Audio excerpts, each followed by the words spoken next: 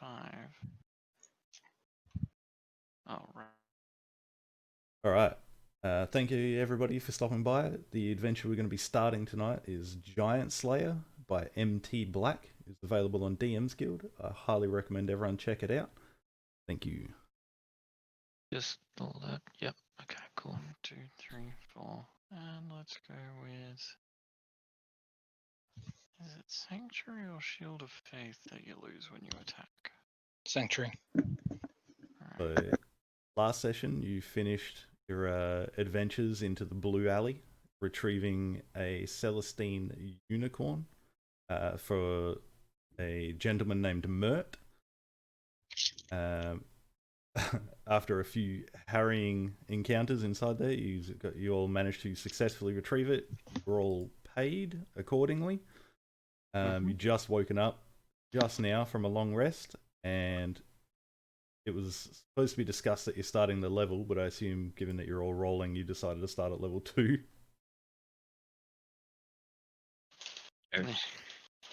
We all did it, so fuck it. I forgot that was kind of how it Considering worked. I almost died like Good. twice, I would like to be a higher level, please. What? You good? Yes, I'm fine. Pretty sure like everyone nearly died a few I'm times. fairly certain every single one of us was like, yeah, no, level 1 sucks. So you're all currently waking up inside your bunker-like accommodation inside the Trident headquarters in Waterdeep. All feeling stronger. I hope you all wrote down how much gold you have on your character sheets, because Probably. I do not know what it is. Somewhere. I got 30 gold here, 53 silver and 4 copper. That sounds Yeah, that's right. exactly what I got. Okay, cool.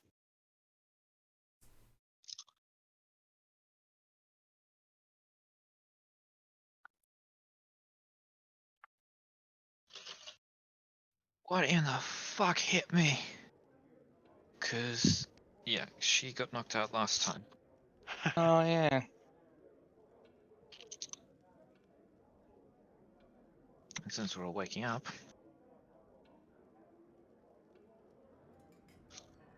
Most recently, Valadia was knocked out.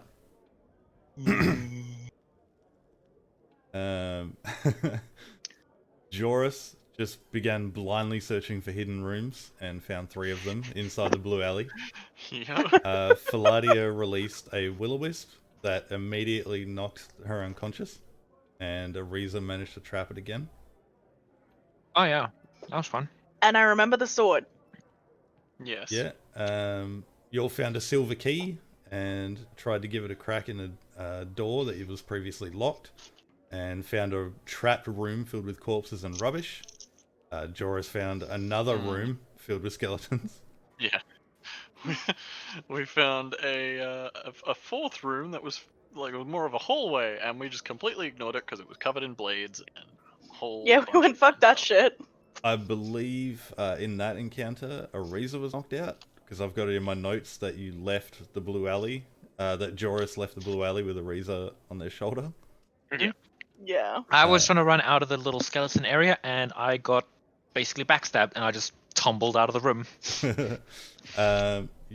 So we have 6, in quotations, good berries. You all left Blue Alley and found yourselves inside the tap room of the Yawning Portal. On heading back to Trident from there, Vetus, which is the assistant teen Goliath at the front counter of Trident headquarters, remarked that he was amazed that Blue Alley was real. Artug paid you all, and you all headed to bed, beaten and tired from there. Sounds about right. Yep.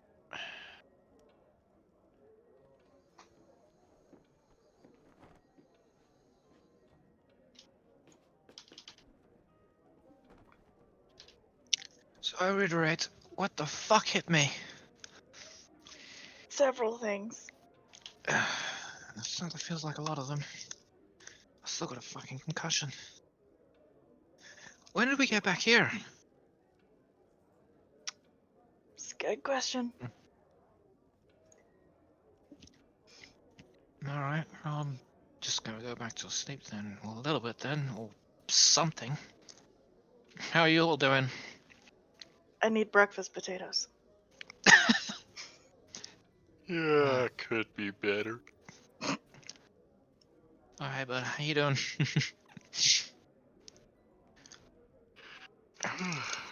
Does yours It even was- fit on these beds? No, absolutely not. If this is just a bunkhouse for standard people, like Greedo would be in a king-sized for them. I was gonna say, like, mine's like a king size bed for Portia. I was Yeah, gonna say, and don't forget he's in a- Portia's like and- 2'3".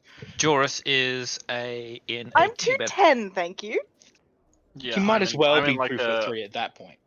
I'm like a 40-year-old man laying down in one of those child race car beds with his feet dangling off the end. Yeah, I Well- was just about to say, I like to imagine that it's like a normal single bed size, and that Joris's torso and head fits on it, and the rest Yeah. is just dangling over the foot of the bed. Yeah, well, it's definitely not as prevalent. Or his trunk fortunately. is like a footrest, like an ottoman. Yeah. Faladia is also a little bit too big for the bed, but Faladia also spends sleeping curled up in a ball, so it's fine. Aww.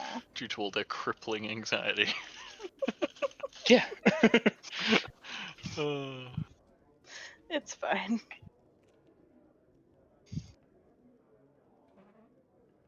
Hello. well, look who came crawling in. And then immediately muted. Yep. I just want to feel a part of things, guys. All right. Funny, Yeah, no, are you I'm gonna playing go or get no? breakfast potatoes. Sounds good. There's a whole thing. Because I remember that I made Portia a vegetarian. Yes. Breakfast. Why would you lettuce. deny yourself the act of breakfast meats? Breakfast ale. I'm denying myself fantasy bacon, but I'm eating actual bacon right now. Yeah, but fantasy bacon. But yeah, you're more than welcome to go down, get a breakfast or lunch. You have no idea what the time of the day is currently. Yeah, I'm gonna go find out what the time is Yeah. and go get some roast vegetables. You start Potato heading downstairs. Mm-hmm. Rito is just chilling in his bed. Of note, his head is inside his pillowcase. Should we check It whether wasn't he's dark. breathing? No, it was just not dark enough. And he's Right. like, no, guys, He's you a deep don't, gnome. It wasn't dark you enough. don't have to check on me. I'm fine. I'm gonna stay here. And there's like from underneath his pillowcase, from what sounds like his pillow, there's like a chinkling of glass, like sound coming from it. Like, I'm fine, guys. I'm gonna I'll make catch up. sure my trunk is locked, and I want to set up like a hair or something across the lock so I can tell if it's been tampered with later. Yeah, it's definitely locked from how you left it. But you can Make sure I definitely have my set up. key with me. Yeah, you can definitely set up the old like hair, some sort of Yeah. like. I might do the Do I same. believe Greedo? I mean, whether he's being truthful about being fine. Yeah, or more like what he's up to. Is he up? Like, do I feel like he's up to something? I mean, both his hands are on like the blanket, like holding it up to his neck, sort of thing. Hmm. He definitely sounds sincere about being fine.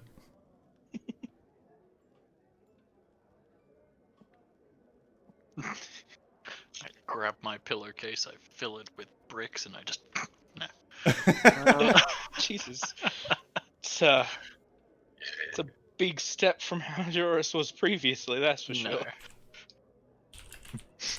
I Or a was healer. it? No, We I only just hurt. met him. True. Can't be a healer if people ain't hurt. Besides, you know what I always say about healing. It's not for the good of people. But yeah, Portia, is everyone going downstairs or just Portia? I'm following suit. Nothing Yeah, important food. in my little lockbox thing, so I'm gonna ignore Greedo and head down. Yeah, you begin heading down the multiple flights of stairs down to the lobby. Again, Vetus, the 6 foot tall young child Goliath, is at the counter. Begin making your way past him into the open doors into the eatery. As you walk past, it's like, cool, blimey, look, you all brushed up all right. Just a couple hours sleep, that's all you needed. I am feeling rather refreshed. Yeah, I still have a slight It- concussion, I think. it was a day. Rested and Imagine. ready for the day. Blue Alley's no joke from what I hear. Well, What's that? if you're interested in another mission, I'm sure I can get the old man get you one. But by all means, go get yourself some grub first. Yes, it's definitely time for food first, I think. We'll get right to that. There's a right fucking special one in there today. Have a Should we look. be concerned? I'll take a look. I will peek in. Anything we can get you while we're in there? It's alright, I already ate my fill. I'll go get the old man, see if there's anything for you. And he Sure you just don't want some starts camel gum jerky? He just starts heading straight up upstairs. Fair enough. I'm gonna go get my breakfast potatoes. Yeah, you head It into the doesn't have eatery. the same ring to it.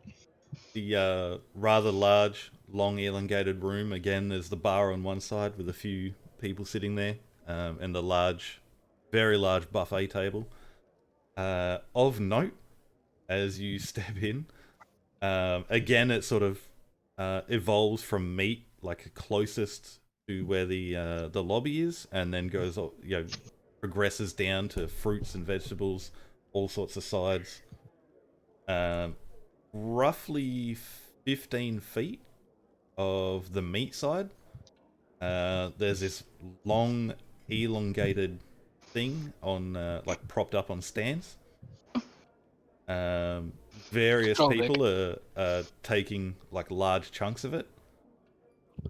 Definitely a troll deck. On one end, it is cut smooth, obviously where this has been cut from a creature. On the other end is a elongated head with 2 blunt stumps on the top, and various chunks of meat picked out from it. So it seems like some sort of creature with a 15-foot long neck has been cut at the shoulders and is on display wrapped in coconut and banana leaves. Trying to fucking feed us giraffe right now, you fucker. I'm not. The cooks at Trident are. I'ma head straight to the fruits. Oof. I'll just get my usual. You don't want the You- tongue? No, I don't want the tongue. Nor do I want. Nor am I with particular taste for camel jerky, but I'm not gonna, frown upon anyone that does. Yeah, I As mean, you- suit yourself, but the tongue is the most protein-filled part. As you walk past the head of the giraffe, there are large cubes cut out of the gum and multiple teeth missing. Of course. Of course. Is the tongue still there? Yeah, the tongue is still there and, like, protruding out from the jaw. Excellent. I'll grab the nearest butchering utensil and nab that. Yeah, you grab a rather large, sharp knife and just slice it off. You pull it out, elongate it, and slice it off. There's a frightened halfling on the other side of the table, like, "Oh, I could have got that for you, sir." That's not a problem. Oh, I found it! I've got the voice back. Oh no. I was sitting here thinking that your Patrick Warburton wasn't that far off from the previous voice, really. But Yeah. you just didn't have quite enough Canadian in it. Hmm. It's the Here we fucking go again. Loose Brothers from Brother Bear. Right. Pretty much. Well, hi there, Small Bear. How you doing? smallish bud. There it is. Yeah, we'd pretty much watched Brother Bear the night before. That explains everything. But yeah, you'll sit down. You'll find exactly what you're after: assorted breakfast potatoes and fruit. All sorts of meats still on display. Get my cup of tea. Yeah, and you sit down to enjoy what appears to be brunch. It appears to be Noise. sorry, Well, time for a mimosa then. yeah, late morning.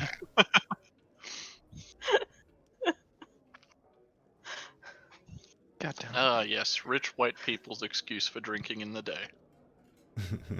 Pretty much. See the difference between a rich white person's excuse for drinking in the day and a poor white person's excuse for drinking in the day is the poor white person doesn't have an excuse, they just do it. Yeah, Yep. they don't They fancy don't it need up to with make up a words reason, like they just do brunch. it.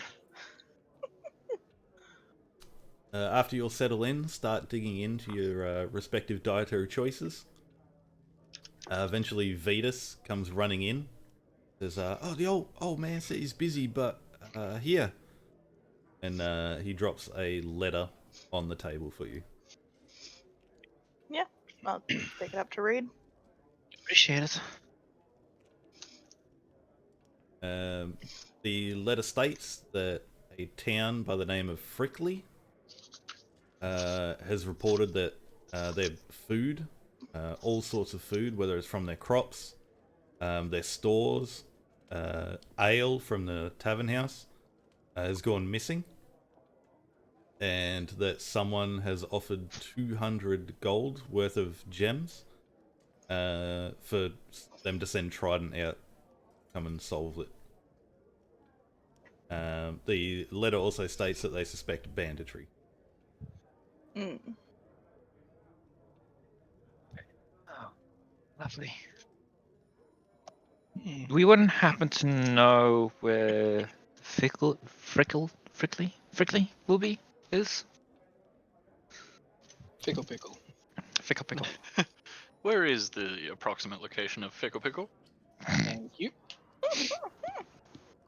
I'm not Englishing well tonight. It's okay, that's the technical term. Mm-hmm.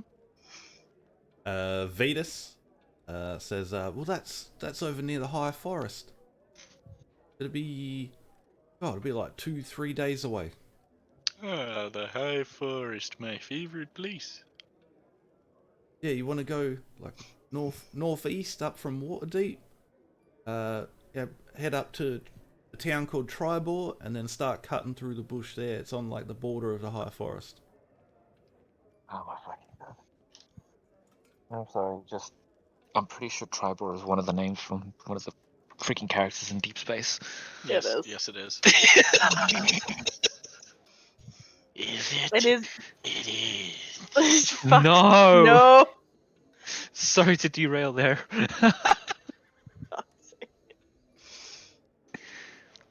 How much are they offering again? 200 G's worth of gems. Yeah, that sounds decent. Minus Trident's cut, of course. Of course. Friendly reminder. Of course. Absolutely. Just in case you feel like you slept for too long, you'll be handed a report on mission completion, and that has to be returned unmolested to the old man. Yeah. Easy then. Just some of these new adventures need that reminder every now and again. I will be fair, it does feel like we've been sleeping for months. Everyone goes through it after their first mission. It's all right. Well, what do you three think? I Something mean, to do. yeah, that as well as nice little cut. A few gems could come in handy. Plus, it actually gives us a chance to stretch our legs a little bit. What was it, 2-3 days northeast? Yeah, about 2-3 days. Yeah, yeah. Let me. And he just turns on the spot and runs away. About 30 seconds later, comes back. Is it map time? Is it map time? It should be. I hope so. Map time. I'll have to find another one for you that's not as big a file size as I have. Because Discord says no. Discord's like, lol, fuck you. Find one below 8 meg or get fucked. Basically, yeah. Or, you know, pay money. Oh yeah, that too. Money. But fuck Who's money that. these days?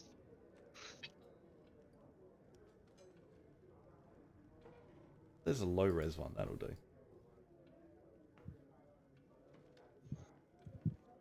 Da-da-da.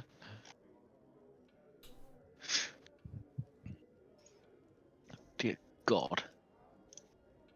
Oh god. That's so tiny. I What a mean, deep. you really Oh, can there we go. just Google search the Sword Coast. Tribal. And then east towards the border of the High Forest. Oh, I see. Yartar. Heading towards Yartar. And we're supposed to be going to. So the group is around there. We gotta head up towards Pickle, pickle. Tribor. Fickle pickle. Yeah, I don't And see head- Fick Pick anywhere. That's because it's not on the map. Oh, Maybe see, it's that would because make it doesn't much exist more on this sense. map. Yeah, a lot of the Because smaller give shit you- doesn't. Point town of doesn't reference. actually exist. It no longer exists. God, I fucking hope so. Someone's got to be coughing up 200 gold worth of gems. Pretty sure that a few bandits might have something on them, but you never know.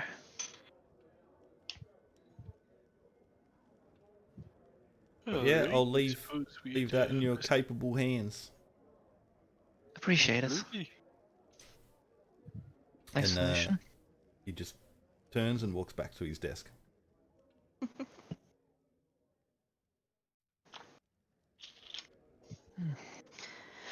Alright, should we bother waking Greedo or. I think he's otherwise occupied. Let him have With his his pillow. personal time?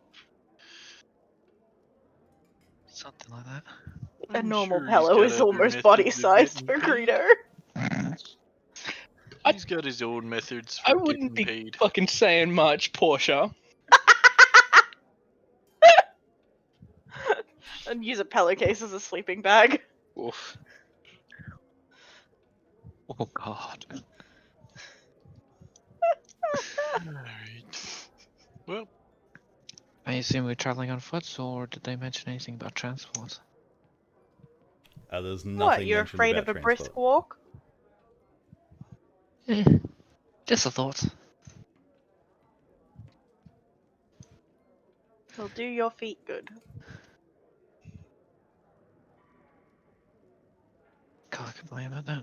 Well, can't disagree with that, shall I say? not to mention, I'm pretty sure a horse or something is pretty costly. For something your size, no doubt. I wasn't gonna say it. What would Need you a all like draft to do? horse or something like that for you. Need something bigger than that. Well, I suppose we're gonna head towards. Was it Tribal?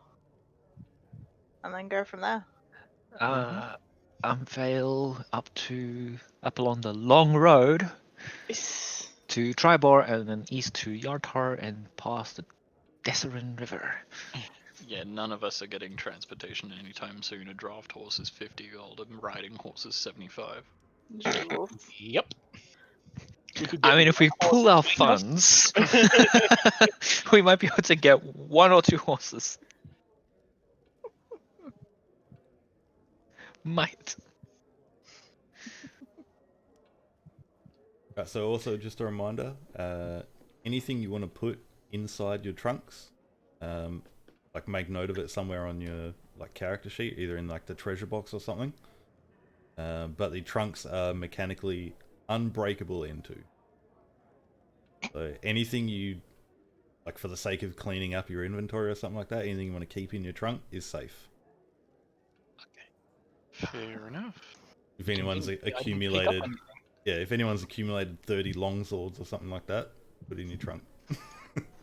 Oh, absolutely. So I it's was a wondering trunk where I should put holding, those. I'm gonna put 4 of my 5 bottles of wine in my trunk. I'm gonna put Nice. that box of Will o' the Wisp in there. I suppose I'll put these 30 longswords away.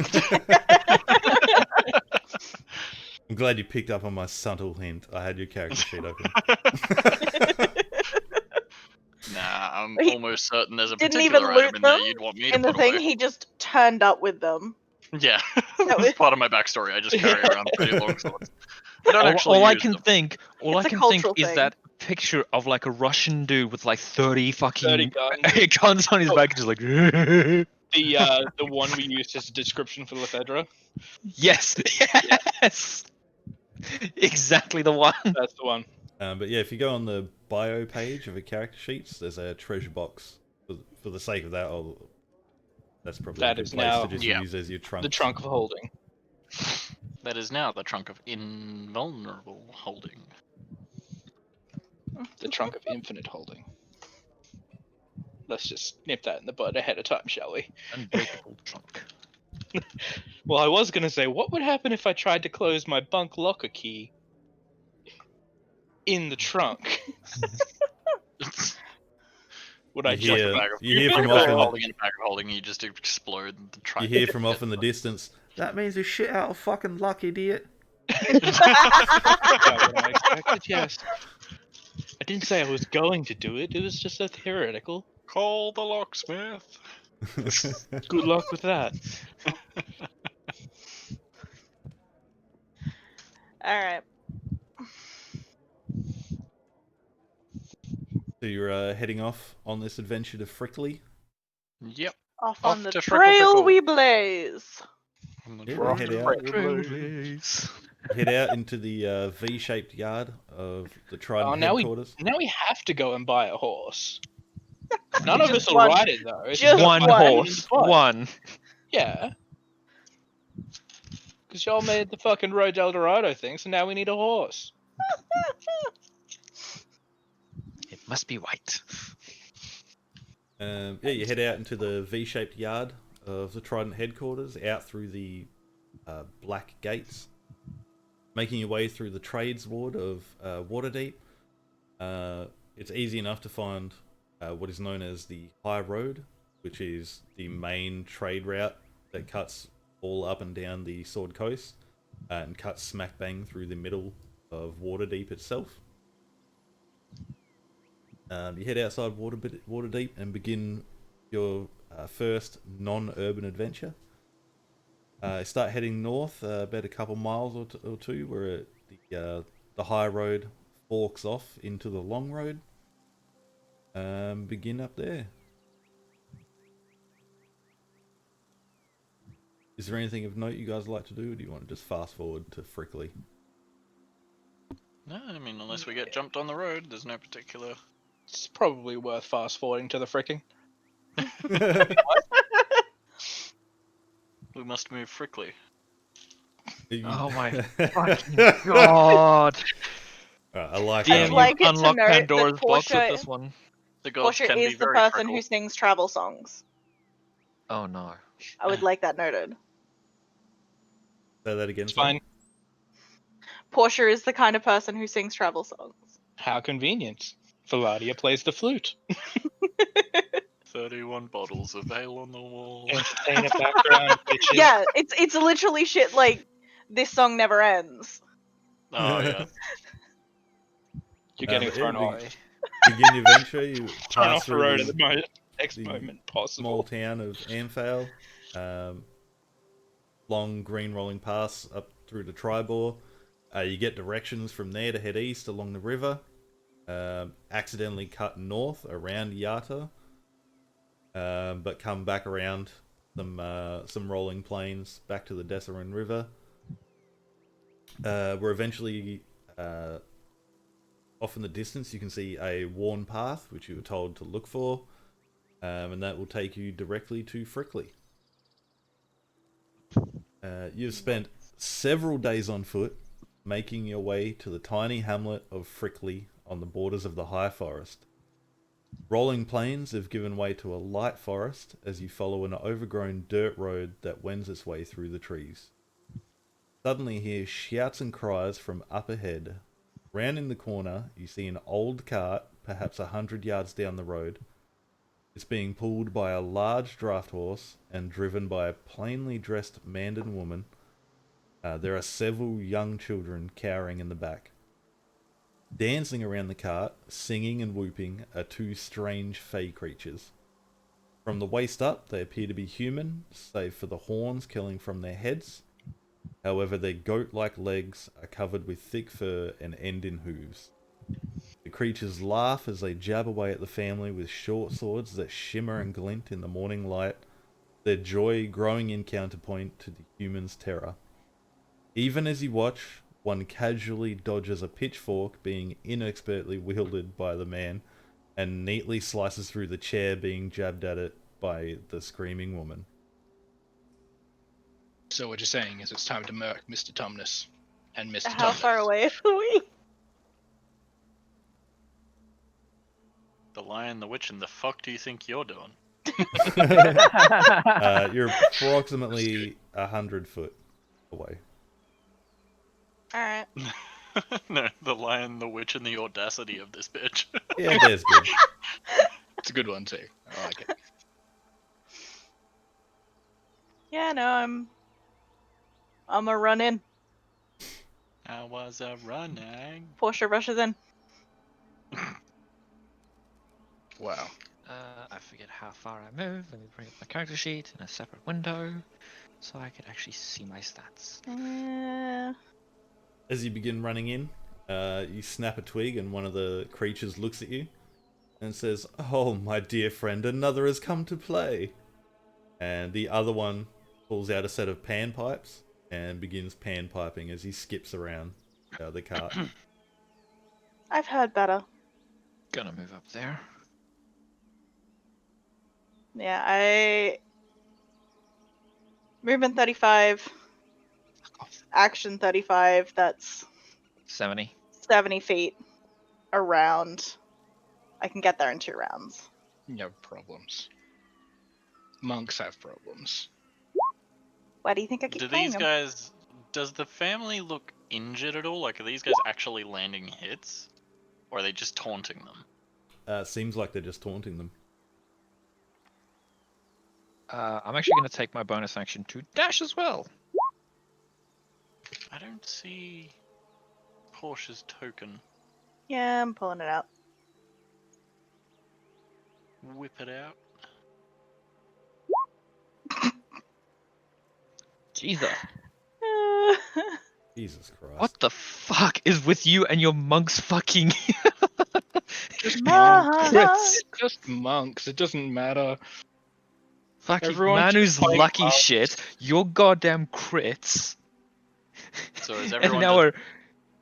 Is everyone just drawing weapons and charging in? Well, I Ariza mean, hasn't drawn any weapons yet. Yeah. Portia, you're charging in. Yep. What ridiculous distance do you manage to cover? 70 feet. Jesus fucking Christ. That's using their action. Yeah. I should so have I can added. get I should have there. added no monks as well as no lucky. I mean, after being in our Sunday sessions, yes. And dealing mean- with Manu in the main session. I mean, I just used my fucking dash as a bonus action, so I already moved 60 feet as well, so... Yeah, give it a couple of levels, and So then that's fucking your action. Portia will be Sorry, able to do that Portia? too. That's your turn. Sorry. For now, yeah. Technically, I could do it now. I could move another. I can move 105 feet around at level 2. Christ. That's burning everything and using a key point though.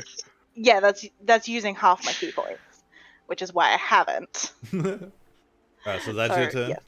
Yeah. Ariza.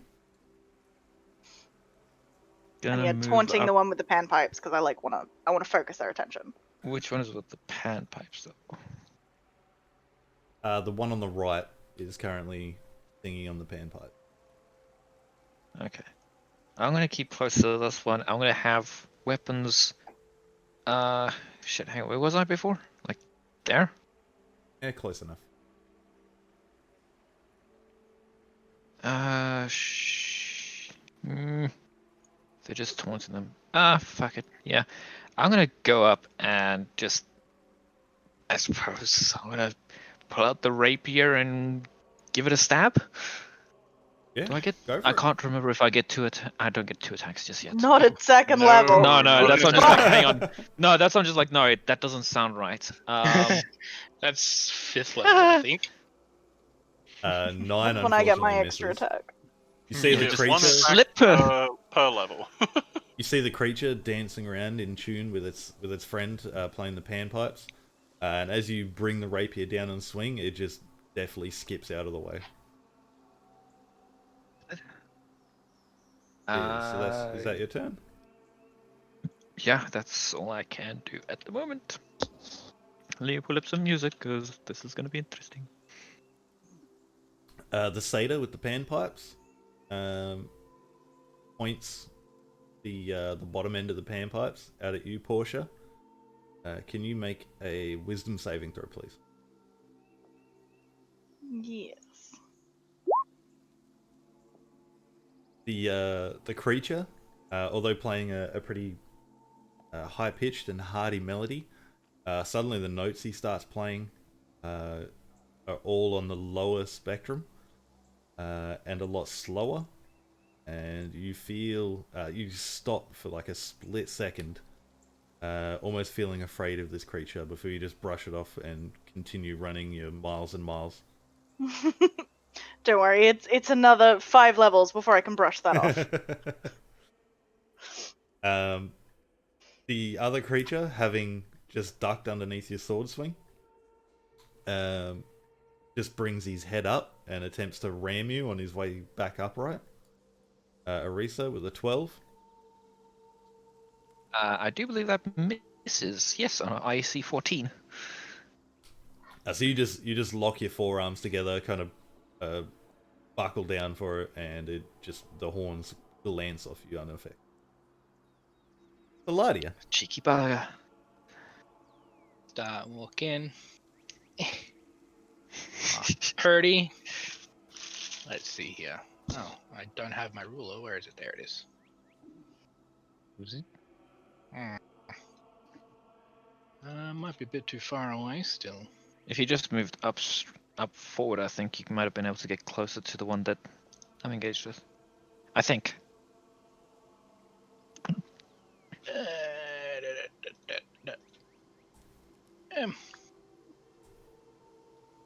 God dang it.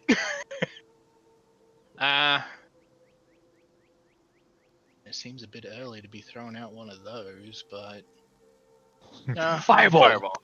definitely. Level 2, Fireball and only fireball.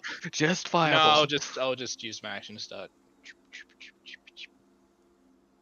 scooting up a little further, and then I'm good. That's me. All right. Yoris. Alrighty then. I'm just gonna. Ooh, those don't look like two nice people.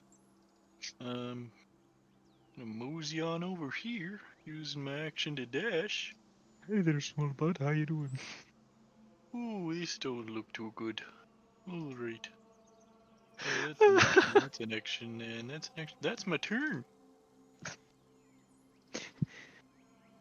Portia. Just gonna How shake my fist like, oh, you better stop. How many laps do you want to run before you act?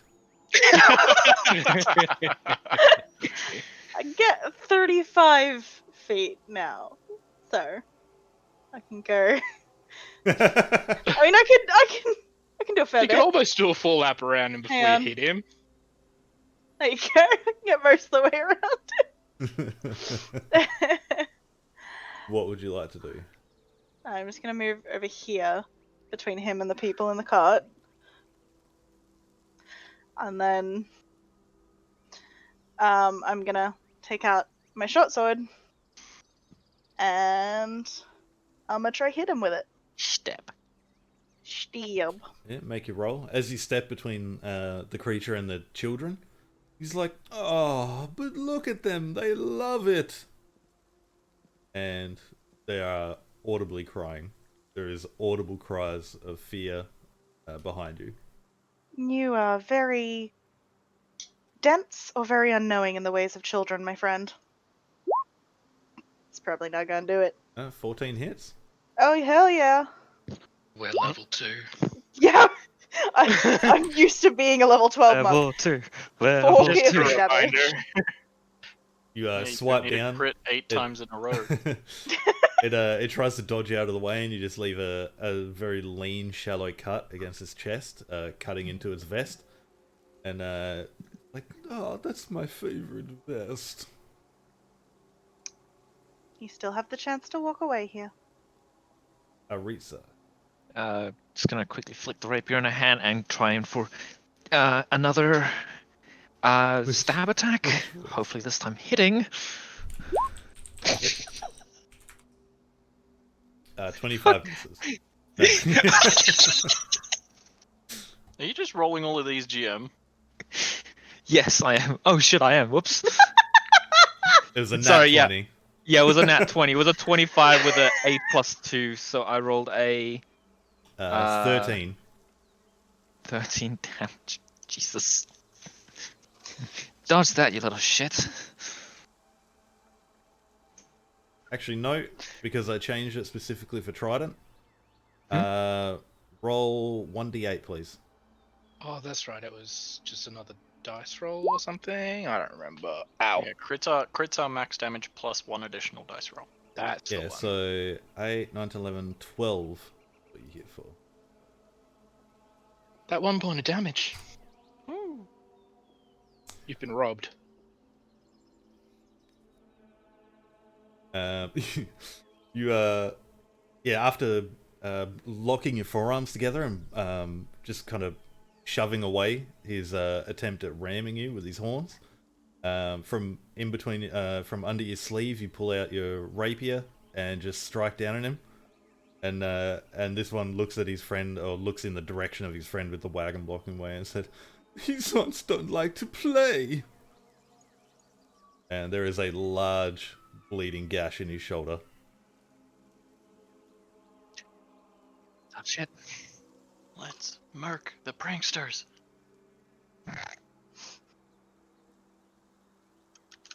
The creature you're facing, Portia, looks in the direction of where that voice just came from. It says, "What are you doing to him?" And he pulls out his short sword and attempts to swipe at you. With an 18. That'll do it. Something tells me that these are the good guys here. We're level 2. Level 2. 2. Level 2. 2. He stabs down towards you and slices open the webbing of one of your fingers for 7 piercing damage. Jesus. Okay. Oh. That's No. for my vest. That sounds like 7 piercing damage for sure. That's fair. The other satyr, looking at his shoulder, ducks down and attempts to ram you again, but he's leaning heavily on one shoulder. And as he does so, he's like, "I can't believe you did that. I Can't believe you've done this. You've done this. Oh, fuck." For a 15. Does a 15 hit you, Reza? Yeah. For 6 bludgeoning damage, as he leans heavily on the unwounded side, just headbutts you square in the chest. Eladia. Don't you understand how sensitive these are? Oh, shit, sorry. Ah. Check my god. Oh, wait, no, I'm within range for that one. Cool. Gonna do the ray of frosting on this guy. And it's definitely the stuff that goes on a cake and not cold stuff instead. 22. to hit. Yeah, that definitely It hits. wasn't Fuel Touch. I don't have chill touch. I took shocking grass specifically. For a 5 cold damage, blah blah. That's everything. Thank you. Just gonna take the cold. Suck it, nerd. The point on the goatee of the creature becomes frost-ridden before it melts. He says, if I wanted to enjoy this climate, I would have been inside Rime of the Frost Maiden. You and me both, my dude. Yours. Fucking meta breaking satyrs. Which tile is that one next to Portia in? All Okay, of them. 30 feet to there. Swing, bada. With advantage. I appreciate this. Advantage. Boop. 14 hits. For 6 bludgeoning. You just clonk this thing like square in the back. It's paying absolutely no attention to you whatsoever. All of its focus is on Portia and its frosted over goatee and the slice in its vest. And enough. it looks over towards the opposite side of the wagon and says, I don't think these ones are playing. Portia. Maybe our definition of play is different than yours. And I'm going to go for a swing on the opposite side of where I did the other one. With the short sword. Go for it. Advantage. 9. Advantage. True. 13. 13 just misses, unfortunately. Damn it. I'm going to follow that up. I'm going to jump off the cart behind me and do like a double roundhouse. Alright. The 2 unarmed strikes. Flurry of blows? Yes. Because at level 2 I can attack 3 The times. 13 misses, the 20 hits. Another 6. The satyr looks down on you and follows your line of eyesight towards his vest, and he covers it, putting up like both his short sword, almost slicing his own ear off as he like hurriedly puts his short sword up over the sleeve of his vest, but manages to block it. Anything but the vest. But you manage to step back, kick back off the wagon, and kick the side of his short sword into his face. Leaving Which a large are all gash. really large movements for Portia. It's long distance. Look, I am skilled in acrobatics, okay? And I have 35 feet of movement. I'm good. You're also 2'1". You tried to damage my vest, you bitch! Aritza. To be fair, Do you already understand did. how much that fucking hurts? Another rapier attack, this time with a little bit more motherfucker in her eyes. Jesus, yeah, 23 hits. 9 piercing. Jeez Louise. Yep, you managed to like cut off like a huge chunk of the horn. And there's like a Quentin Tarantino-esque blood squirt from it. Jesus. The satyr on Portia and Joros' side, like, oh Peter, I think it's time to leave. And the one next to you, Aritza, says, yes, Peter, let's get out of here. And they both attempt to flee up the road. Attack of opportunity. Attack of opportunity. Yeah, alright. And Make it your would attack. still be an advantage because Joris is there. 20 hits, Nope. 12 misses. Oh, fucker. The 13 misses, unfortunately. Yeah. You slice at the goat-like. You slice at I'm the specifically goat-like aiming Achilles. for his vest. I'm gonna get him and the vest. All right, yeah, you definitely. He begins like running away, scared, looking towards Pater's direction. And you slice the back unexpectedly to him. You slice the left sleeve from the back, and the the vest falls off in like a spiral twirl. Given that you've cut off one sleeve on the front, one on the back, it falls to the sides and says, "Oh, Peter, my vest!" And he says, "Oh, don't worry, Peter, we'll get you another." And they continue running. Anyone need some scrap material? How fast are they moving? They've got 40 feet movement. Jesus. They are 40 feet away. Just kind of look down to Portia. Look over at the satyrs. Are we gonna chase after him, or...?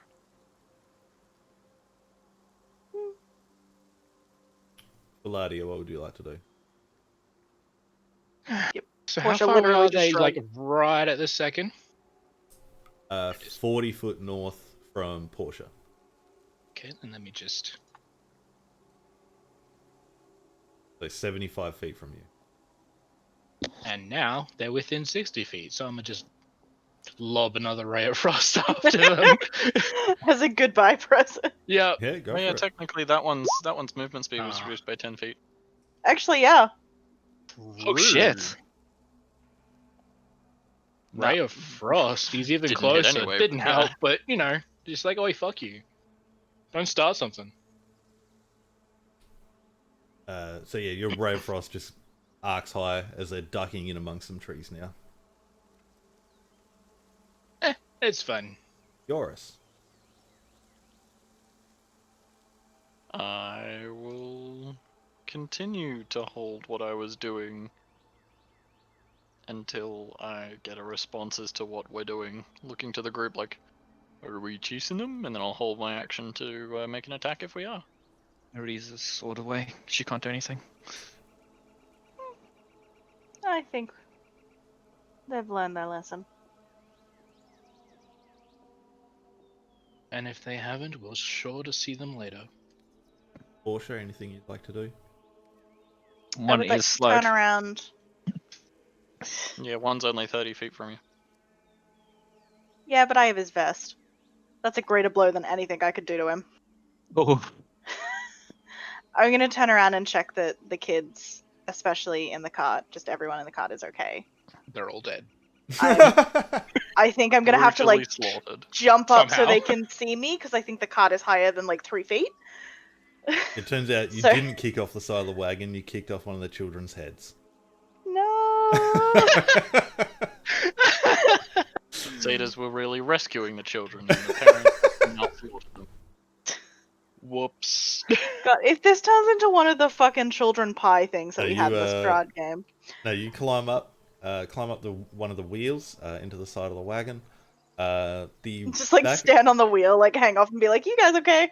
yeah, the back of the wagon. Although there are the two children in the back, it is loaded to the brim with assorted furniture. Hmm. The two children are like, yeah, scared them away. But They're seem bullies. they seem fine When now. bullies get confronted, they run pretty quickly.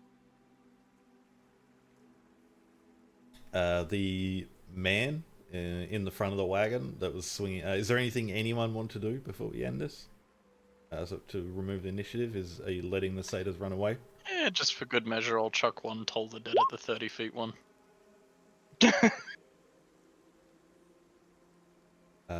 Wisdom save?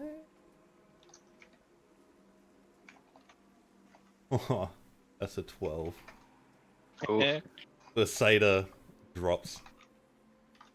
It's He was that close, huh? He's taken. Does it mean that they take the D12 anyway, even if it's lower? I mean, I If would they've say taken so. damage, They then take the D12. If they aren't, Because they you- take a D8. Yeah. He had 1 health. Oh, okay. Jesus. Yeah, I'm just kind of looking at the family, and then I just kind of like flick my hand as I'm still like checking out, making sure the family's okay. You just hear approximately 80, 90 feet away, now darting in amongst like the thick of the trees. Peter! And he just keeps running.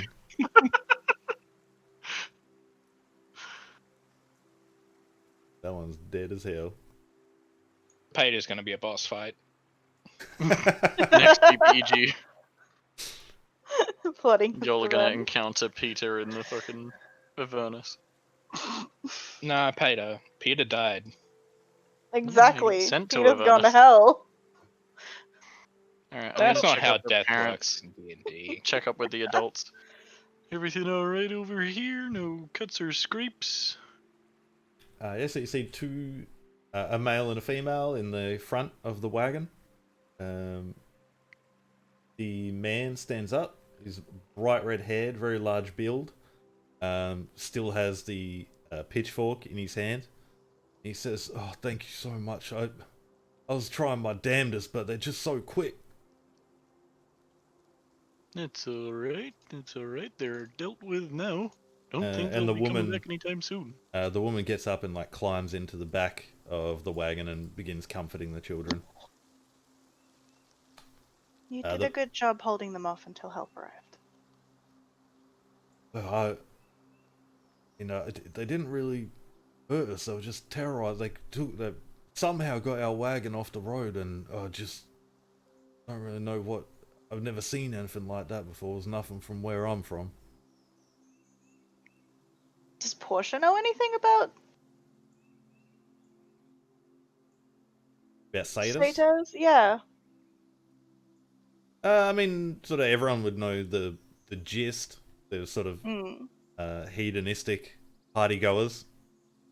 Yeah, everyone sort of has the general gist that they're just huge booze hounds. Yeah, real like heavy party goers that kind of revel in, like, not in terrorizing people. Basically, they don't have a reputation for hurting people, but they kind of revel in other people's discomfort. Angst and stuff. Yeah, but definitely on the the meaner side of things. Yeah. They're just a big pair of bullies. What are you doing all the way out here?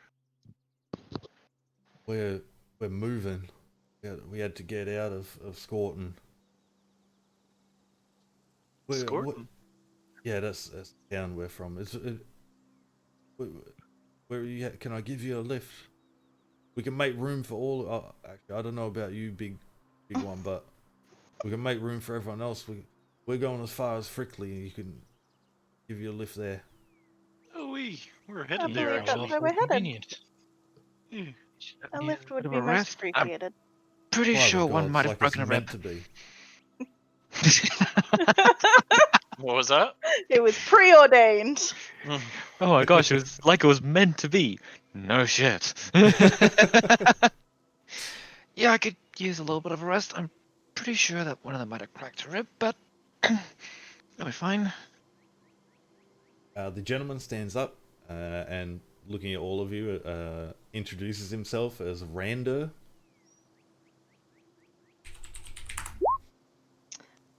I'm And Portia. the woman stands up and introduces herself as Nathra. Both Randa and Nathra Brighthearth. I will introduce myself as Portia Greenbottle. The woman kind of pushes the children up towards the back of the seat, and they shuffle all the furniture around, making room for everyone except Yoris, unfortunately, just because of your physical size. Yeah, no, But you can definitely sit on the edge and drag your feet along the back if you want to, Sit on the back. because they sit on still... the very back end of the cart. yeah, yeah. So yeah, Feet up, we're slowing down. just a handbrake on the back. Yeah. They need to perform some quick turns and some drifts. I just stick my feet into the dirt. I mean, you could always just Flintstone it as well. Just Yeah, as they're going along, you could just occasionally just backpedal a little bit and help them move along quicker. After you all get settled, there's definitely more than enough room for the rest of the group. It's just yours because of your physical size. After you all get settled, Randa sort of brings back into Rain the one draft horse they have. Leads it back towards the path. Purposely makes you all feel the as he purposely makes a point of running over the satyr's corpse, as Heads off down the road. Nice touch. And that's a good place as any to take a break. Alright, cool beans. Level up. No. We'll be Bit taking a much. quick break, everybody. We'll Alright, be back I'll in be a few back. minutes.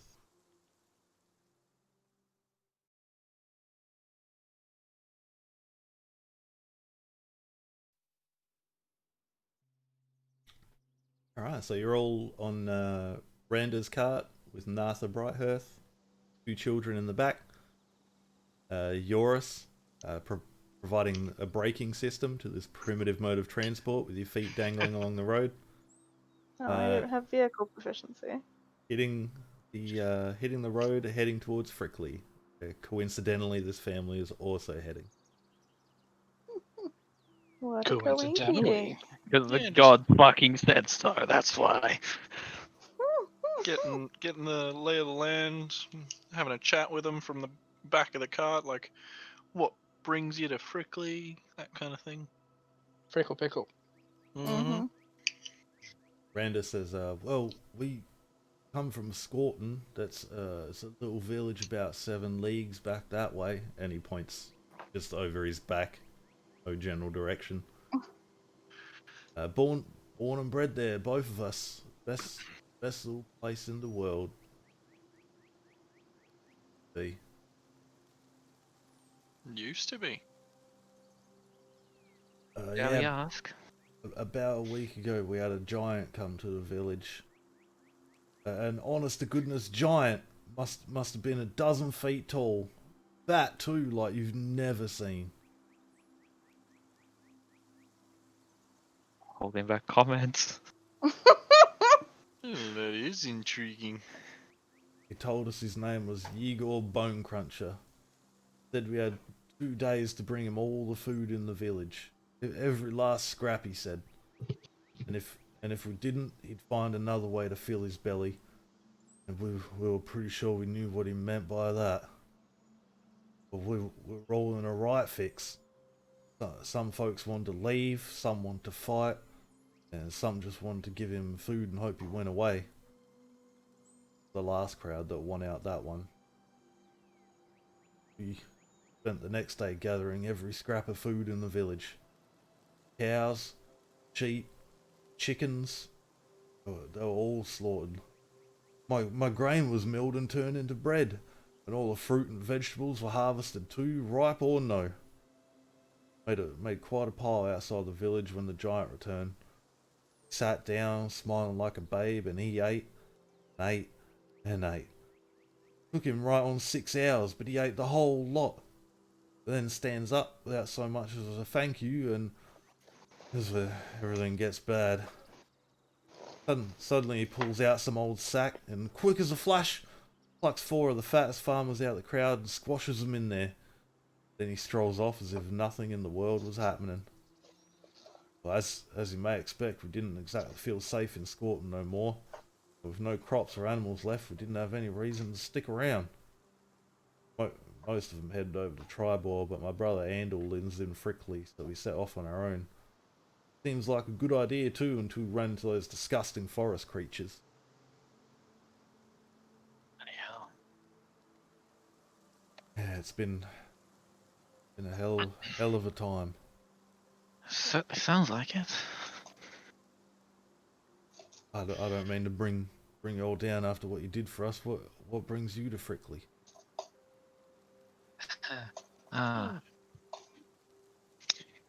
We've been sent to investigate something, actually. Bit of banditry and rumors and whatnot. Well, the way you all whipped up those 2 infernal beasts, I'm sure you sorted out right quick. That's the Yeah, hope. he is hoping. Can you tell us anything about Frickley? I only Known for its pickles. I'm not letting this go. Uh-huh. Known for its I'm gonna prickly use prickles. some hit dice while we travel. I can only tell you what fickle information I know. Damage. It's a small village. 30 odd houses. There's like a big 10-foot fence around the whole thing. Like it's a town council. They worship Leviathan. I don't know what sort of god that is. A weird name like that, but Leviathan? yeah, Leviathan. And they're Right. mostly deal in wheat and furs. That's what job my brother set me up with after our farm got burnt down. Remind me, DM, what was the actual wording on the contract we got? Like, what was their problem? We've been Assorted sent food to has been investigate missing. Fickley. Yeah, Mhm. word has come. Someone has attempted to contract Trident on the promise of 200 gold worth of gems, assorted gems, to solve a missing food problem. Okay. Huh. And it is suspected to be banditry. Mm-hmm. But we don't know for sure. No. Okay. Alright. So you're not from Frickley then? No, I'm can't speak for the others, but I'm here and there. Well, I'll take you to. My brother says the best place in town is the inn called the Blue Duke. I'll take you all right there. It's the least I can do for helping me out. Also, I think that's where I'm supposed to meet my brother. Greatly appreciate that. Is there anything else you want to ask him? Continue on traveling down the road for a few hours or See so. if I get the kids to play like some clapping games or something with me. Entertain them. Yeah, they're more I than might happy use to. a hit dice. At the smallest amount of prompting, they are more than happy to play. Given that they've probably been in the back of the wagon for approximately the entire 7 leagues of travel that they've been on. Alright. I'll play some like clapping games and I'll try do some like sleight of hand tricks. For reference, a league is one horizon line to the other. Okay. God. Whew.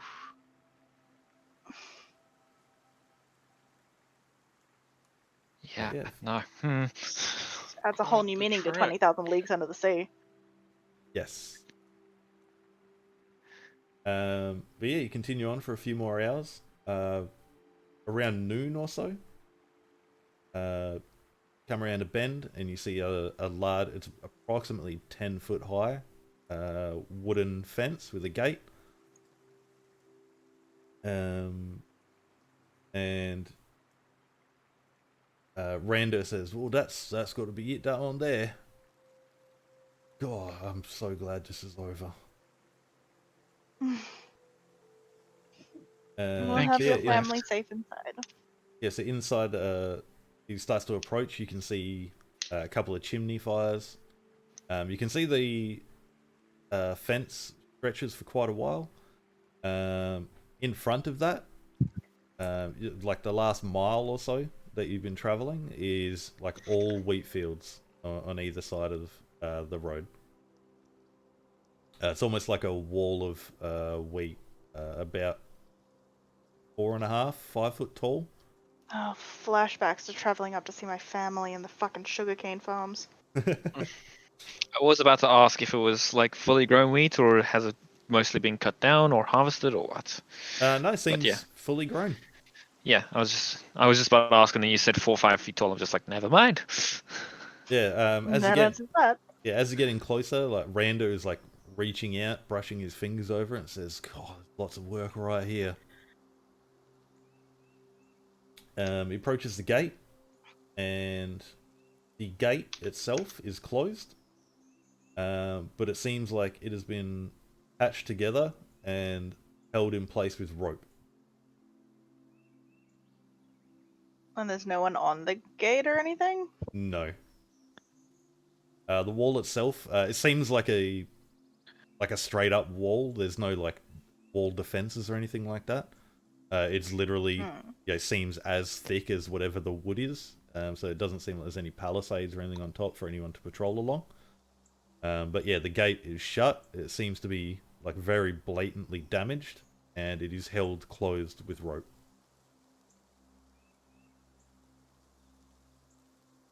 Shall we knock?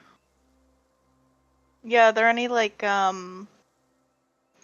you know when they come up in Lord of the Rings to the place Bree where the prancing pony is, and there's like the hole in the gate?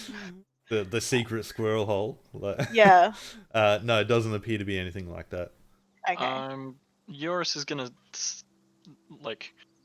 I Stand say up. step Skip off. pose and I look was gonna over the say wall. step off the Look over cart, it. but yeah, no, he's just gonna stand up. As you stand and- up, there's like a creaking, and the Yeah. the cart like rises a few inches. Yeah. Oh, cart's got suspension. It'd take a couple steps away from the cart and pull out the horn that he has and blow the horn. Yeah, as you do that, Rando himself like stands up in the chair and he's like, hello? Anyone? A few minutes passes. Nothing happens. It doesn't seem like anyone's come to it. Rando himself jumps down and approaches the gate and just starts untying the knots in the rope. Fair enough.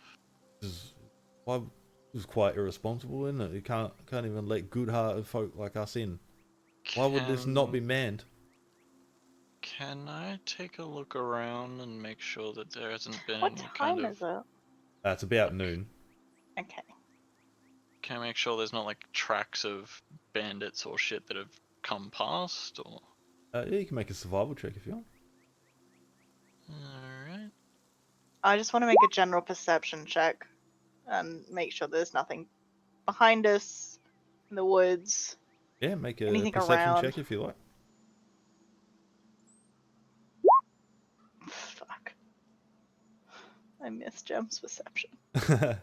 I miss expertise. So Yoris, you like approach the gate behind Randa, who's like quite easily undoing these knots. They don't seem to be like awfully well done. They're very practical, just for the sake of holding the gate. And off to the side of the path is a very large footstep. Portia, I mean, you don't get ambushed or anything. You don't spot an ambush or anything like that.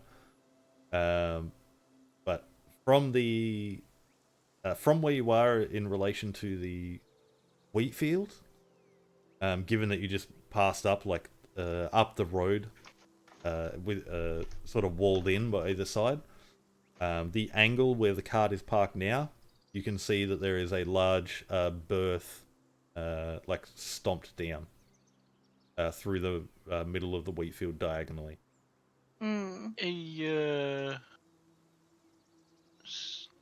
Rander, does that look similar to what I'm assuming it looks like?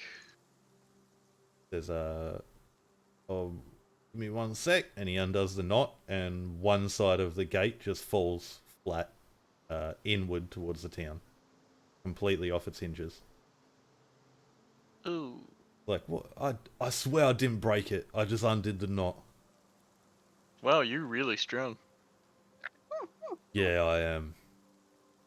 And he he sort of like stands up straighter and heads over. And he's like, "Oh fuck!" As he looks down at the giant footstep in the dirt. Yeah. Yeah. I think we solved that problem. Well, that We'll explains figure it out more who it is.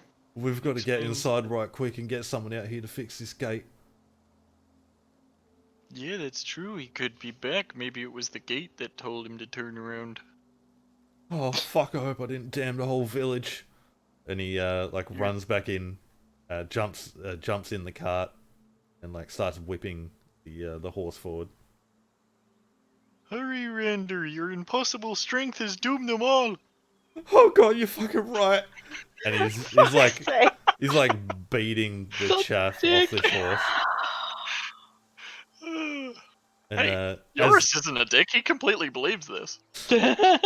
as the cart like charges forward, basically without everyone, with Ariza and Faladia just being bustled along. The children are like, Daddy, what is this? And the furniture's being bustled along, just leaving Portia and Eurus to kind of walk. Although it takes all of like a minute to catch up because he yanks hard on the reins and stops outside of a small building. And you can see there is like an insignia in blue sign on the front.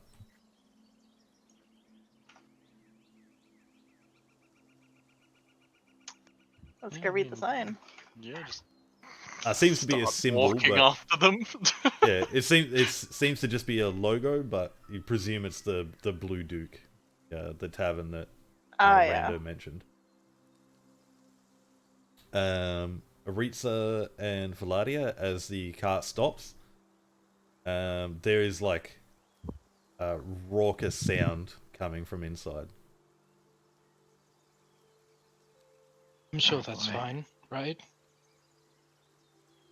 Yeah, I mean, it probably won't be after we tell him I broke gate, but quick, and he like almost like pushes his wife Yoris, off the do you side. think you could pick the gate up and tie it back together? Oh, yeah, I suppose I could do that. Yeah, I'll just kind of Hagrid style to turn around, pick up the door, and put it back down. Yeah, you're easily sorry. able to do that. But yeah, Rando is like almost pushing his wife off the cart, and he's like jumping off himself and lifting the children over the edge. It's like, we got to get inside quick. Following suit. Well, get down and follow me in, I guess. So yeah, so you head inside. Just for the sake of brevity, I'll say you fix up the gate. Portia and Joris, you guys catch up. As soon as the door opens, like Rando just like charges in, all but pulling in like a daisy chain his family through the doors of the inn. Ariza, Portia, Joris, you all follow in after him. The like conversation inside dies almost immediately. And although this is a very like nice looking rustic inn, there is what looks to be like 120, 130 people inside. And there are two people standing on the bar, like addressing them. It seems like you've just cut off their conversation. Sorry. Please do continue. Yeah, don't mean to interrupt. Your gate's perfectly fine. Just kind of like Question: does shuffles. any of us have like the tablet like fully visible on their chest or something like that? Yeah, I mean, Yeah. yours didn't have any reason to hide it. He just put it over Yeah. his armor. Well, Mine's hanging from my belt, but like it's not hidden or anything. It's visible as the Trident thing. I was just curious on like who has the most visible one because Ariza's is on her hip, tied in with the belt. Yeah, so unless Faladia has got it. As a headband. Yeah. Wearing it like a normal person. Yeah, no. Yours has That- just got it on like a normal person, but it Doing looks like something it's like like normal does not sound like Faladia's deal. a 7-year-old wearing a 2-year-old's shirt. Yeah, it's definitely a similar thing. We've got to remember that Fladia is 6'10". Not exactly as big as yours, but there's definitely still a bit of. So How just a big little is bit too yours again? small. 8'3". Jesus. So Randa and Nathra, they just kind of blend in with the crowd. Like they're kind of pushing through, looking for obviously his brother. They've just kind of melded in with everyone. Yoris, as soon as you step in, everyone's kind of awkwardly staring at this group of unknowns that are standing in the door. A halfling steps out from behind the bar, not from stepping on the bar, but from behind the bar. ushers you all over towards a corner and like clears a table for you, and just says, "Hey, just take a seat. We'll have a chat in a moment." And as you all sit down, the conversation continues. On top of the bar is a human male, sit in like overalls, very much the farmer-looking type. And next to him is a female half-elf, bright red hair. She's dressed in like leather armor. She has an unstringed short bow, like just kind of using it almost like a cane atop the bar. And the male continues on. The gentleman, human male continues on. Well, I mean, we just give him the food. It's as simple as that. And the woman says, "No, we can't give them the food. We should all just leave. Obviously, we should all just leave. There's no way this is going to work out well for us." The male continues on again. "What do you... He's asked very simple demands. It'll take us like a day or two to just get all this food together for him. Just get... it's what we do. We'll get it all together, we'll pile it up, and it'll be on his way." And the female continues on. "Look, I mean, what do you think he's going to do after? He's going to want more food." If I could interrupt here, I think you might need to hear the story of the newcomers in town. Sounds like they might have something you would like to hear. And the Well, group I don't of... think they'd like to hear it, but they need to. Need to hear. The And group I'll sort of of gesture it. 120 people all start awkwardly looking around in amongst the group. Obviously, to them, you kind of seem like the new people. Rander is just in kinda the looking tavern, right? around. Yeah. Eventually, I'm like indicating Rando. Yeah. As you look around, there's a man you haven't met sort of puts his hands up. Everyone sort of shushes, and all but the entire room looks in his direction. And in front of the man that put his hand up is Randa and Nathra. He says, "Oh, I wish it wasn't the case. He goes on to tell his story. "I just come from Scort and we had the exact same thing happen. The Eagle Bone Cruncher, his name was." And there's like murmuring amongst the crowd. "Yeah, he ate all of our food, and then he killed four farmers. And then he just strolled off. We didn't know if he was coming back. We just left."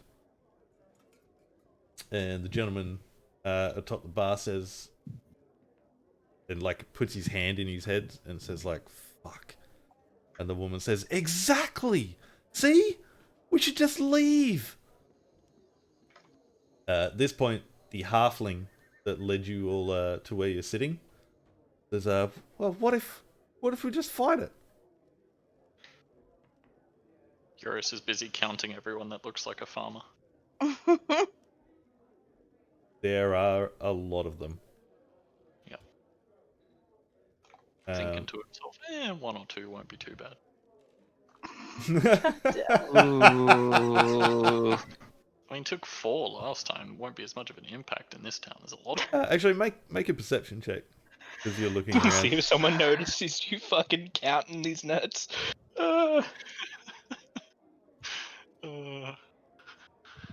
Let's see. Eurus, perception check. Nope, that's persuasion.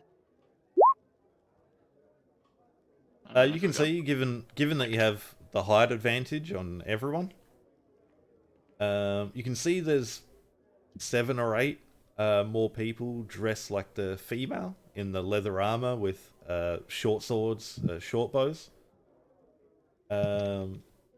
You can see a few people that have like laborers attire on, like a few people in aprons, a few people in like denser workwear.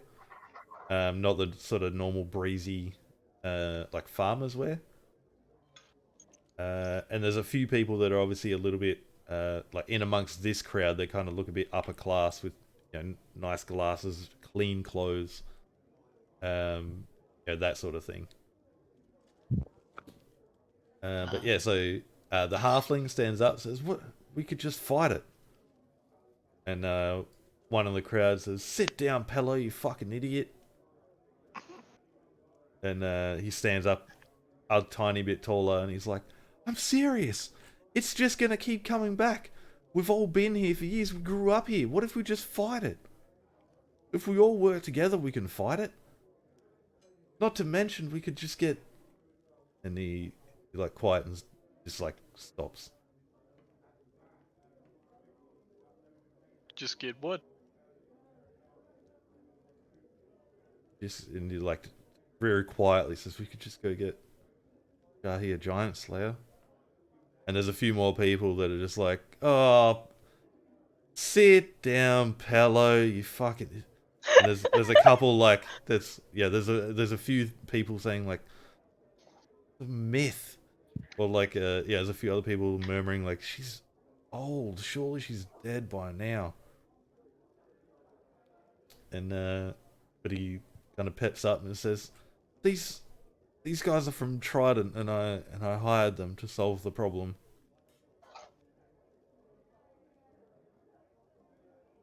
Yeah, that's true. We've been contracted. Heard someone will be paying some kind of fee, but yeah, well, to be fair, we were kind of told that it was bandits. He Suspected banditry. Pello, the halfling, like jingles a pouch, and he's like, "That's, I've got the gems. I thought if I said it was a giant, you wouldn't come." And at this point, like there's like a tomato that goes through, like flying over the crowd and hits the wall next to Pello. Ooh, they've opened the salad bar.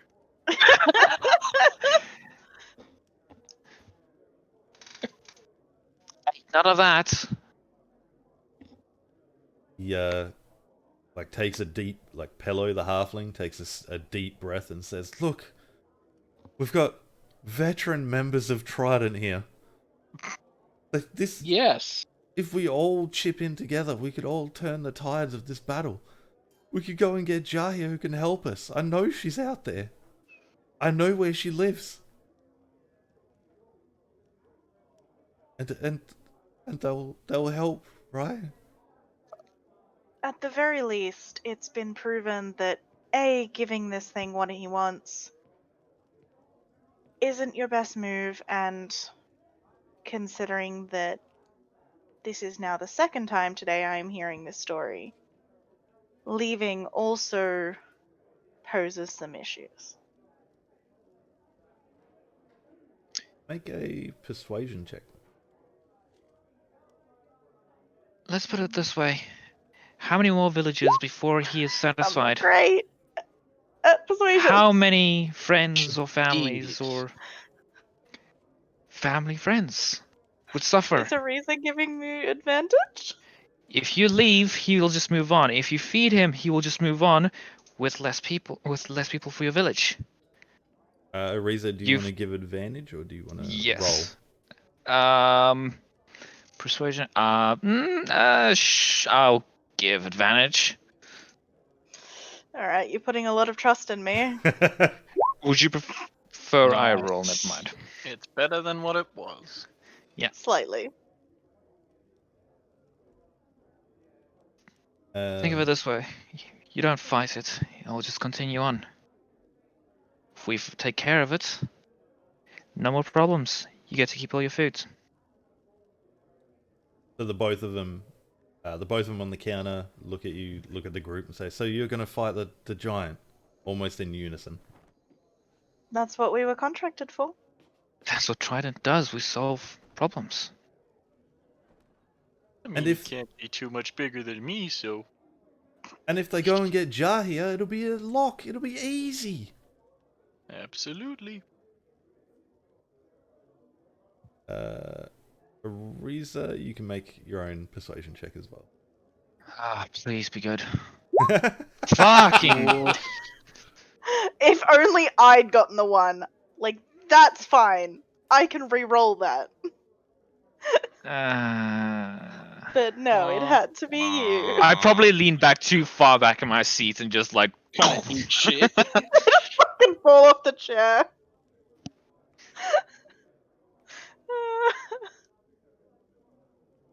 Yours, Yeah. hand, please. Oh yeah, sure. And just kind of pick you up. The both of them hop down from the bar and like walk over to to you and Pello, and says to Pello, how sure are you that you know that Jahia is alive and that she'll actually help us, or that you even know where she is? And Pello says, just give me until tonight even. It's only like a 2-3 hour walk. We can get either Schult or Bale to guide this group. They go find her, they bring her back. It's like 2-3 hours away. They'll be back before nightfall. We'll have plenty of time to plan. If they find her, then we could put up a resistance. We've got time. And if they don't, then they can just come back and we can discuss what to do. All I'm saying is, let's not give up on Frickley. We've got a freaking fighting chance. Hey, you've A frickle fighting Prickly chance. fighting Kinda like- chance. Yours kind of like waves his hand like he's counting roughly. Like you got quite a lot of people here. Why don't you put some of your know-how to use? It's not just us that can be, helpful in this kind of scenario. The man says, I'm Grigor. I lead the farmers around here. And the woman, the half elf, says, and I'm Tastra. I'm the head of the hunters. What exactly are we supposed to do? Well, I it's a pleasure genuinely to thought meet you both. yours was just going to suggest, he's only going to take 1 or 2, you'll be fine. No, Legit. he thought Seriously it. not. He's not gonna say it. No. Yeah, no, he just.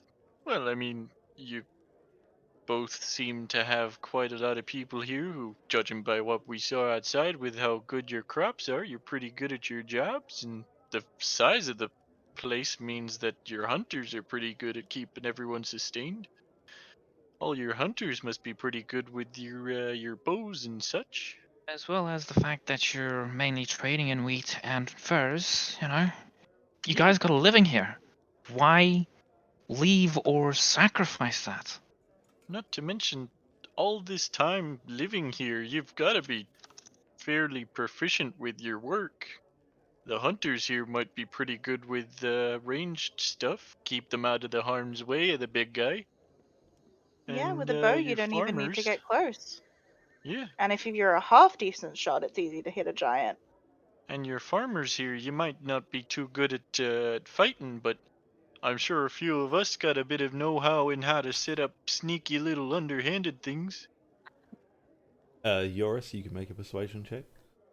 Alright. And Pello says, and once we get Jar here, she's killed so many giants, it'll be easy. Nope. To be fair, Really was not doing Ariza well. helping me? I Yeah, helped. sure, you can make it with advantage, it's fine. Yes! Oh, There we go. Fuck yes. That's what we were looking for. The both of them God. say, the both of them look at each other, they kind of huddle up, they have some hushed words. Grigor says, I'm gonna start rounding up the food. Astra says, I don't know what I'm gonna do, but we'll keep everyone here ready until midnight. You get back here by midnight with Jahia, and if she does like the air quotes giant slayer, if she's alive, and we'll talk. We'll get our folks to back you. Appreciate the chance. And Pello is like all but like jumping. He's like shaking with excitement. He's like, I won't let you down. All you have to do is, I mean, I've been saying this since we first saw him. Just go get Jahir. Now we could go get it. We could actually be rid of this problem. And they both like pat him on the shoulder, and they're just like, look, you've won. Just leave it at that, Pello. You've got until midnight. And they walk away in their separate directions. Oh, and Pello, like looking down at you all, is like, this is so exciting. In a very somber and the lives of my village are at risk sort of way. Yeah, I mean, maybe we shouldn't, bask in that too much in the midst of all this. And he kind of just gestures to the 100 people that are still standing around him. Yeah, as this is going on, with Grigor and Testra walking off, they seem to be like in smaller huddles. They haven't just like bellowed like, oh, all the farmers outside and all the hunters outside or anything like that. They're walking in amongst the crowd, having like whispered conversations with individual people or groups, and they're starting to trickle out of the Blue Duke. Alright, if we're going to travel to find someone, we should head off as soon as possible, I guess. Yeah, there's we've got two guides that I know can take you to and over the crowd, he's like, Schult, Bale, come over here.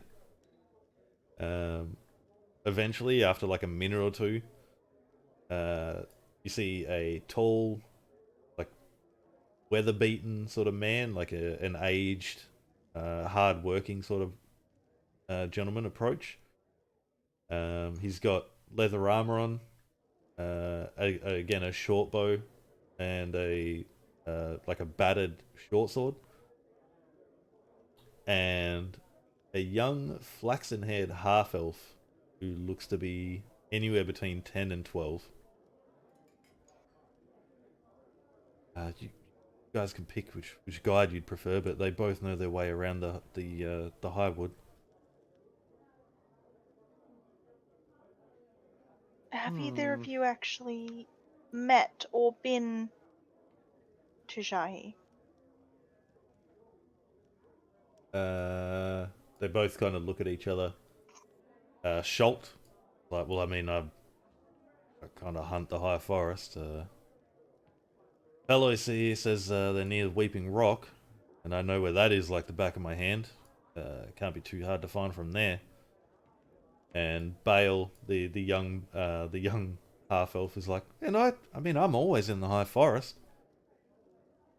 It'd be easy. Skip in, skip out. There's a path. Just follow the path. Go to Weeping Rock. We'll find her. How hard can it be? There's not exactly too many people living there. Yeah, it's not the people that we're worried about. I mean, you stay on the path. Nothing bothers you. And Schult, to his credit, actually nods and says, "Yeah, I mean, we're not going to traverse the high forest. We're going to stick to the path."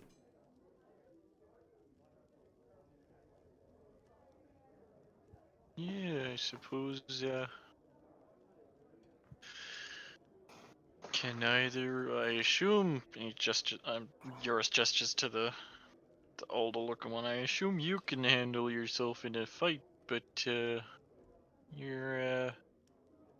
not inspiring a whole lot of confidence in your fighting skills there, smaller bud.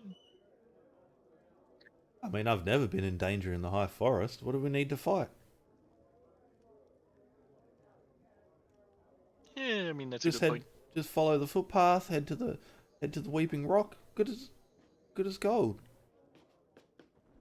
Fair enough. I mean, he's very persuasive. Yeah, I'm positive. I'm pretty sure I know the way to Weeping Rock.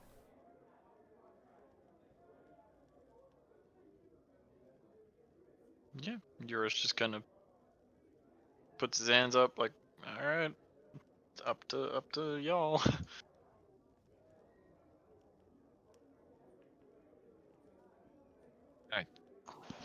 I lagging? You didn't hear you if you were saying something. I just didn't hear half of what Yoris said. Hello. There we go. Yeah, it's working. I heard It him. just cut out for a second. Alright.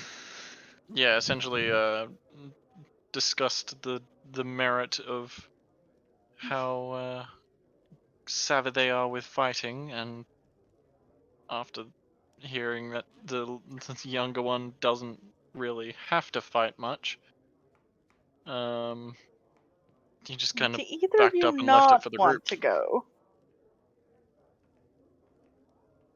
They kind of look at each other and they're both like, I mean, to save Frickley, we'll both go. That's the least we can do. I mean, what's stopping us from why don't we all go?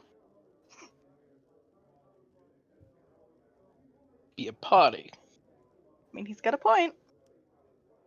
I mean, 2 people that know the way is better than 1 person that maybe knows the way. Yeah, Schultz just like, yeah, why not? Head down the road. Just, there you go over the bridge. Easy done. Just turn left at the fork. Can't miss it.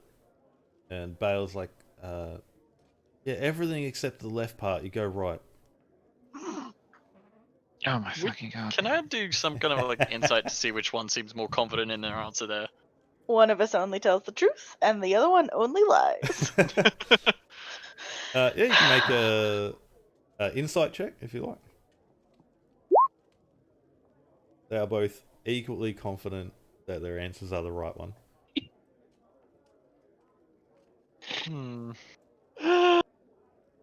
We're fucked. We will deal with that when we come to it.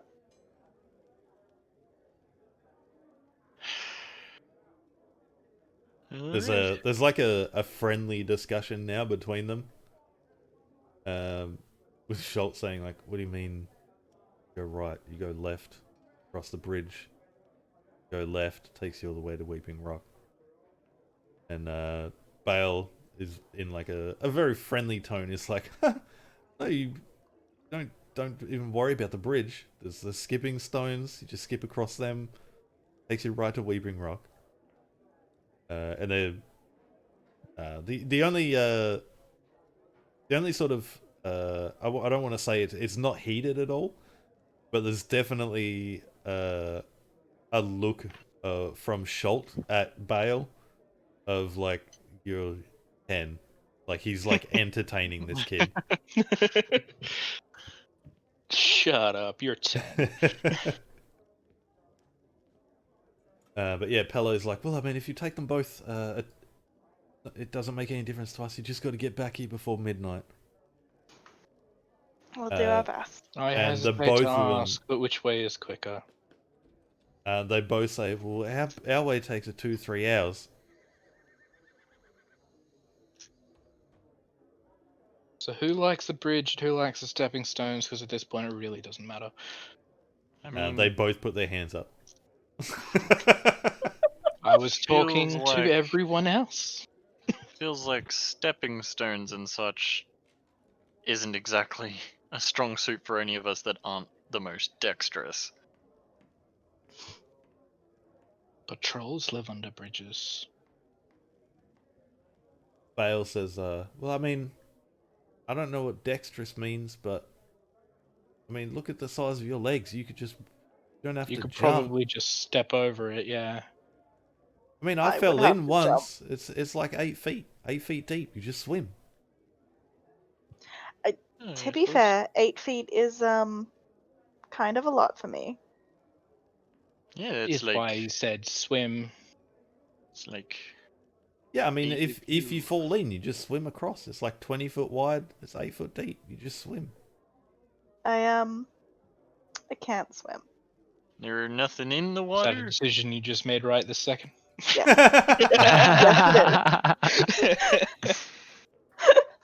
I had a character feeling. choice I made right now. It's the same. It's how she ended up as a vegetarian. That's true. I forgot about that. Yeah. Well, I don't really know the bridge way, Bale says, and Schult is like, well, that's why they're taking me. I know the bridge way. Fuck's sake. And there's a moment where Bale kind of looks up at you all. A single tear rolls down his eye and he's like, I didn't want to go anyway! And he runs off. Well, that Oh just my was God. made for Eurus just leans down to Schult. Go to him. No. We'll just Okay. ignore the very big problems with that, shall we? Yep.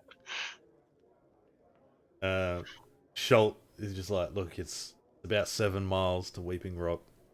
2 to 3 hours at the most. Yeah, we should probably actually leave and, Yeah, get going. Because we we got to should get get there and started then, get back. It's about Yeah, noon right. when we got there. About half an hour of arguing, maybe. Yeah, I was going to say, what's that time at the moment? It was about noon when you rocked up Arrived, yeah. to Brinkley. Alright, so we've... maybe 12:30, 1:45, that sort of thing. Yeah, so we've got about 11 hours. Yeah. Yeah, we can make that. So yeah, Schult was just like, you're all ready to go now then. Yeah, let's well. go. Yep. It's not like we unpacked anything.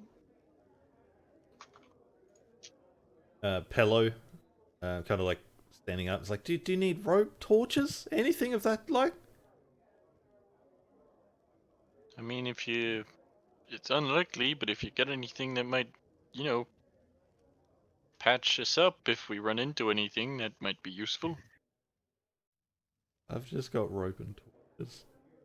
Ooh, actually, now that I think of it, rope might be useful for that bridge area in case, Well, you don't say, by golly, I've got rope. And he goes and gets out 2 50-foot like things of rope. Goddamn. Yeah, I mean, I'll take those, I guess. I knew contacting Trident was the right thing to do. And he walks behind the bar. His rope building business is thriving once again. If only he'd stop giving it away for free. Yeah, it wasn't the best choice in his business model. But yeah, Schult is kind of like standing on the veranda out the front of the bar. As soon as you all go, all get together. Eurus, you've got 2 extra 50-foot lines of rope. Yep. Says, let's go then. And he begins off out the gate. All right. We'll follow. Should be fun. Yep, so he starts heading in a northerly direction along a path. After sort of about a mile, like a mile and a quarter, the wheat fields. So you guys head out of Frickley from a different direction than you originally came. Again, on that side is another, just long fields of wheat. After a mile or so, the wheat starts to die off. You get to the edge of the fencing around those farms, and you start to head into the high forest.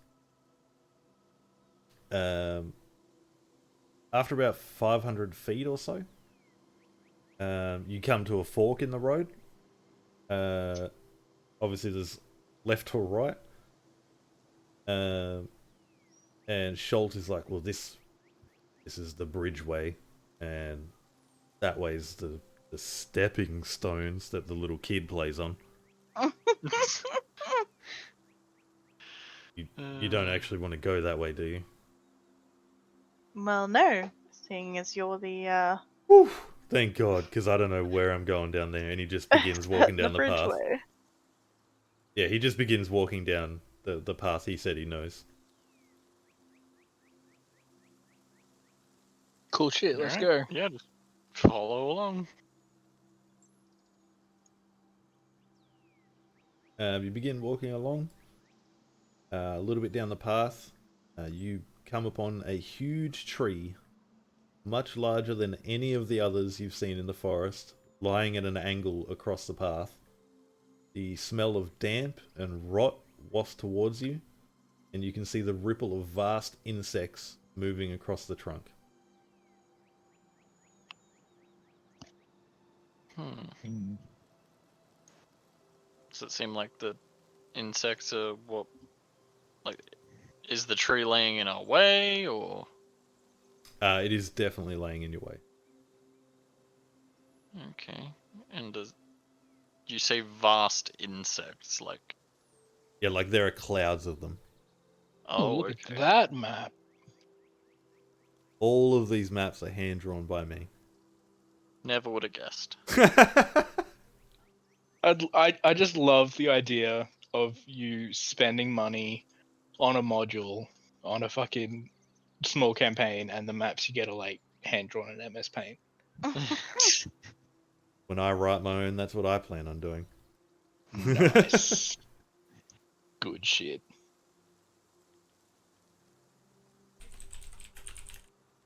Yeah, that looks about right. Alright, well.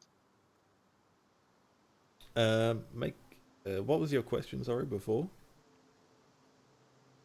I was gonna say, does it look like the bugs are responsible for knocking this thing over? Like, You can make a nature check if you like. okay.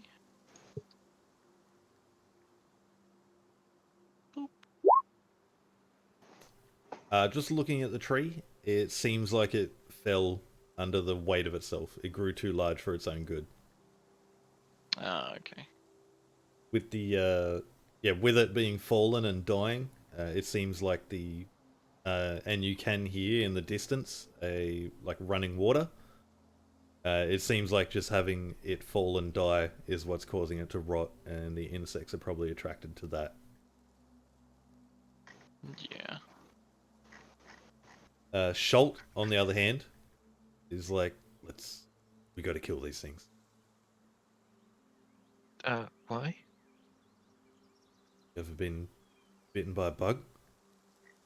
A few times. I mean, they're just little. Well, then you creepy get crawlies, it, right? You get it then. They're just little creepy crawlies. I don't see the. Like, I mean, this is their home.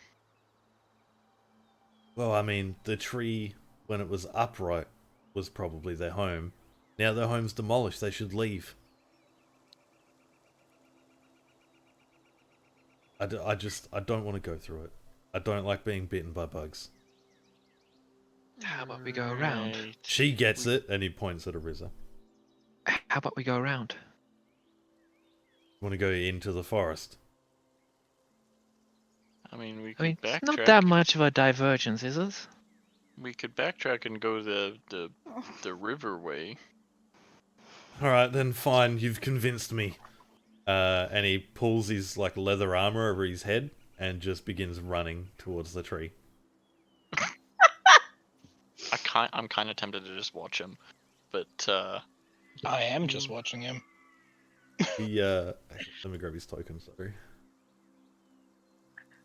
I mean, I'm gonna slowly start walking up. is it just a large mass of insects, or are they large insects? No, it's like clouds of midges. Oh, okay. Oh. Yeah, it's not intimidating in any way, shape, or form. He's just he's Okay. just basically being like, I don't want to go through the cloud of midges. He steps on something and a fucking massive cockroach pops out. Yeah, Wait I'm the waiting for token some to like load. King Kong-sized fucking bugs to arrive. They're all Alright, gargantuan. I will keep a respectful distance, but not let him charge in by himself. He's like pulled the leather over his head and is building up in like he's going like and is just running forward. Okay, you're really going for it. Okay, yep. He there's a very Takeshi's Castle like impact as he very obviously tries to jump over the tree as he's using both his hands to like hold the leather up over his head, and there's a very like there's just an audible thunk as he just slams into it and is like rapidly trying to like climb over it with just his feet. How tall is the log? 7 or 8 foot.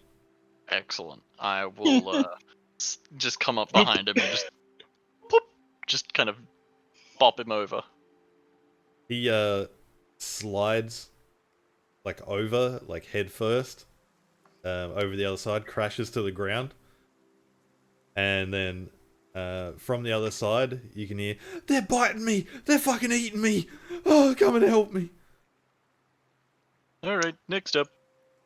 I just want to like climb up Joris and use him as a springboard to fucking jump over. As soon as people get close, he just grabs you by like the nearest strap in your arm and just yeets you over the.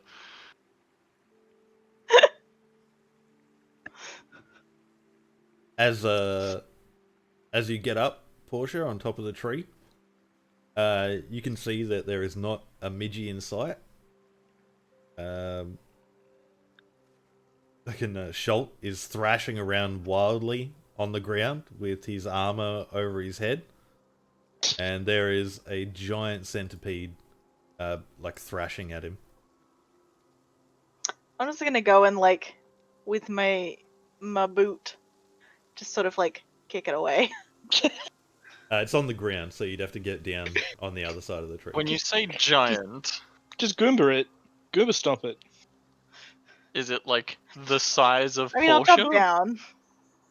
Yeah, what do you mean centipedes giant?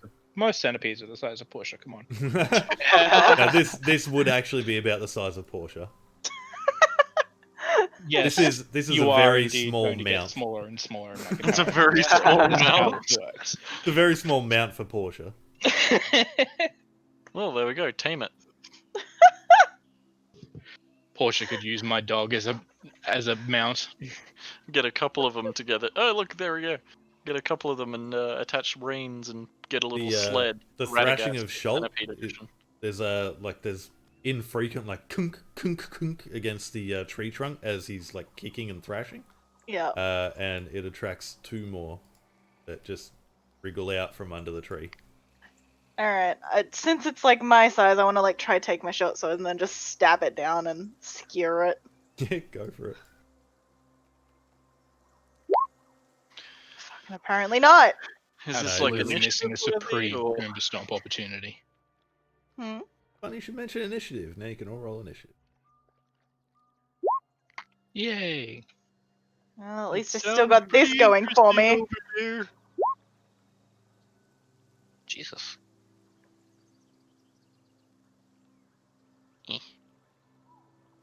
Jesus. Did I not?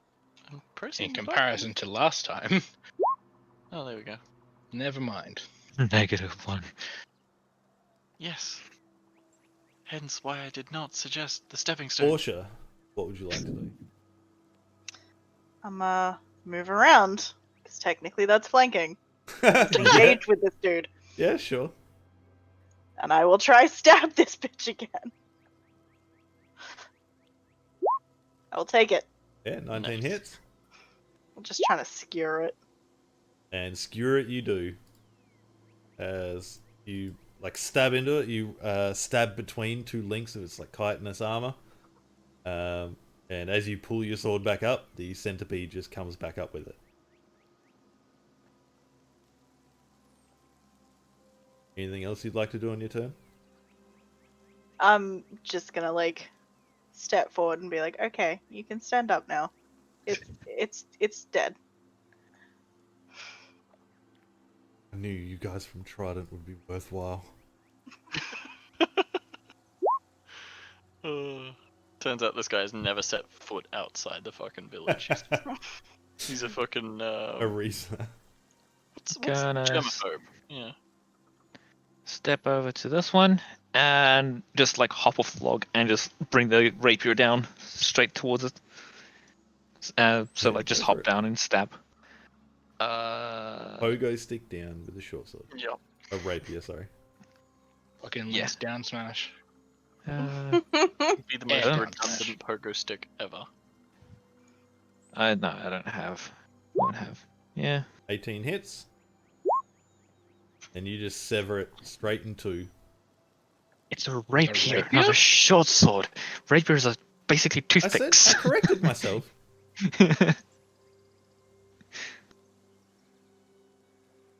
Yeah, just hop down and just step. Get a kebab. Yeah, pretty much. Slimy yet satisfying. The last centipede gets up. Kills Shulk.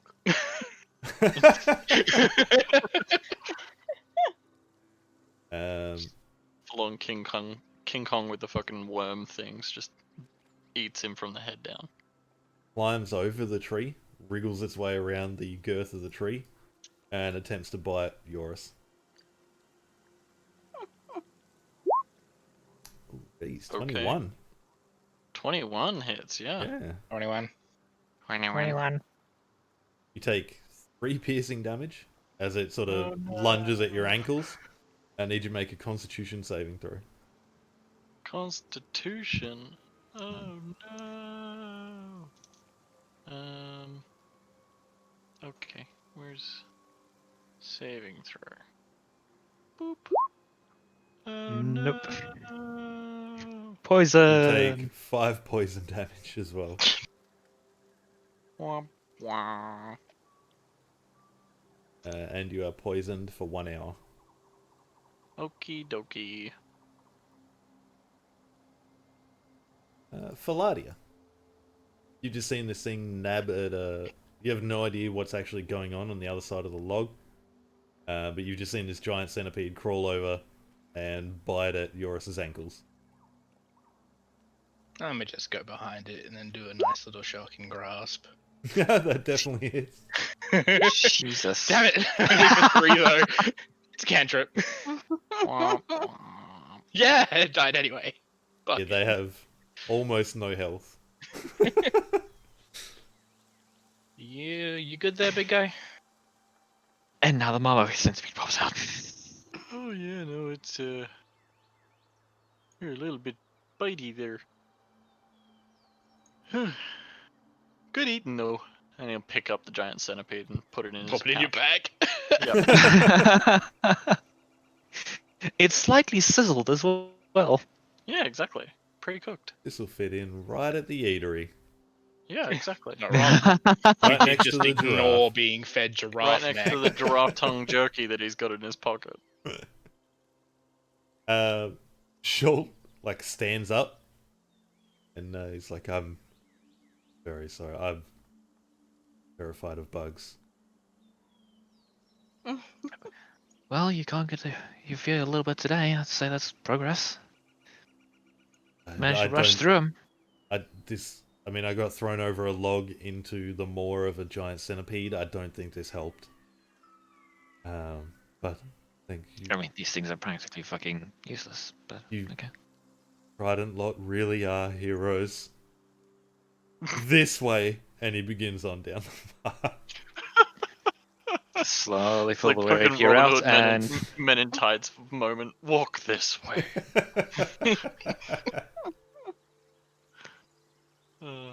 Yep.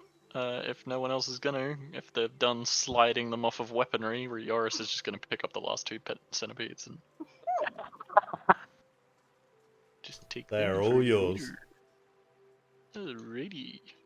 A few hundred feet down from the fallen tree is a very old stone bridge.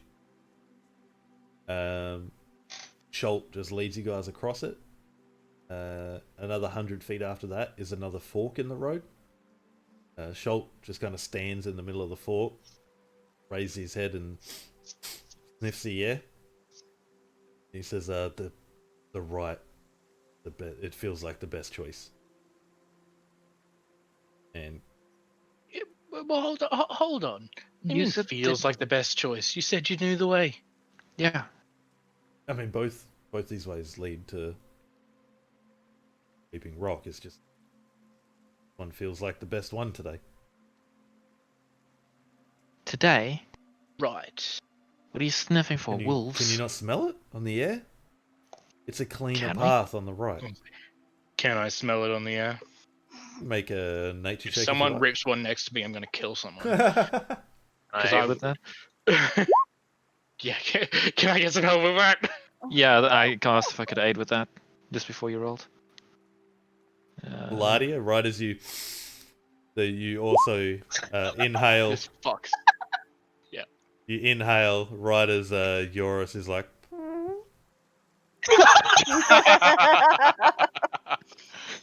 He's leaning down to pick up some centipede that he dropped. I hate you all. Oh my god, that is. And why did it Excellent. have to be a fucking squeaker? You're all terrible. Let me go. Take the right path. I don't care anymore. Ariza, I hope there's 5 giants that all sit on you and fart in your face. Ariza, there's no like scent difference between the two, but the path on the left is cold for some reason. Like maybe 1 or 2 degrees less than the path on the right.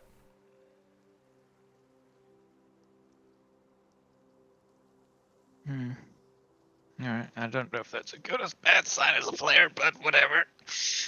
What good ever I- comes from being cold? Let's go. You've saved my life. Let me I mean, do the you same don't- for you. I mean, I was about to say you don't need to smell the temperature, but I'm not complaining. I just lead the way. You're all heroes. I'm just looking for a chance to be one too. And he begins walking down the right path. You Alright, should try let's to go just to get Waterdeep and folks. join up with Trident, but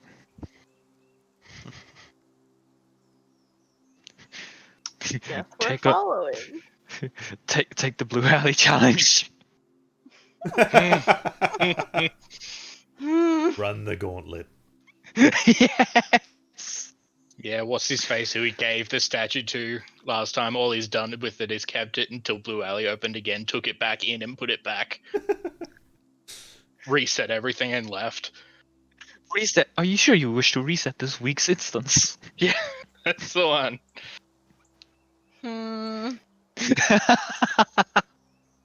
Proof that y'all been playing too much WoW recently. No. Maybe. I was gonna say sounds Yes. fake. You begin on down the path, continuing on. The winding forest path opens out into a wide clearing with a single large cherry tree in the very middle as it rustles in the breeze. However, the glints of sparkling red light shining through the leaves.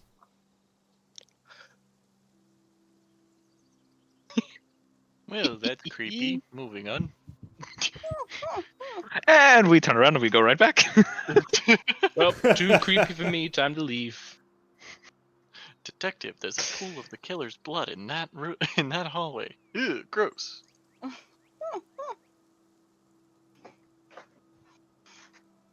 Continuing on. Yeah, I mean, I don't particularly feel like cherries right now, but it's up to you guys. That doesn't look like a normal cherry tree. I'm a city gal. I wouldn't know a normal cherry tree from a bad or cherry tree. I'm a I'm I'm a good. strict carnivore. I mean, I don't know if that looks good or not, but I'm not gonna eat it. I only ever eat things with a face.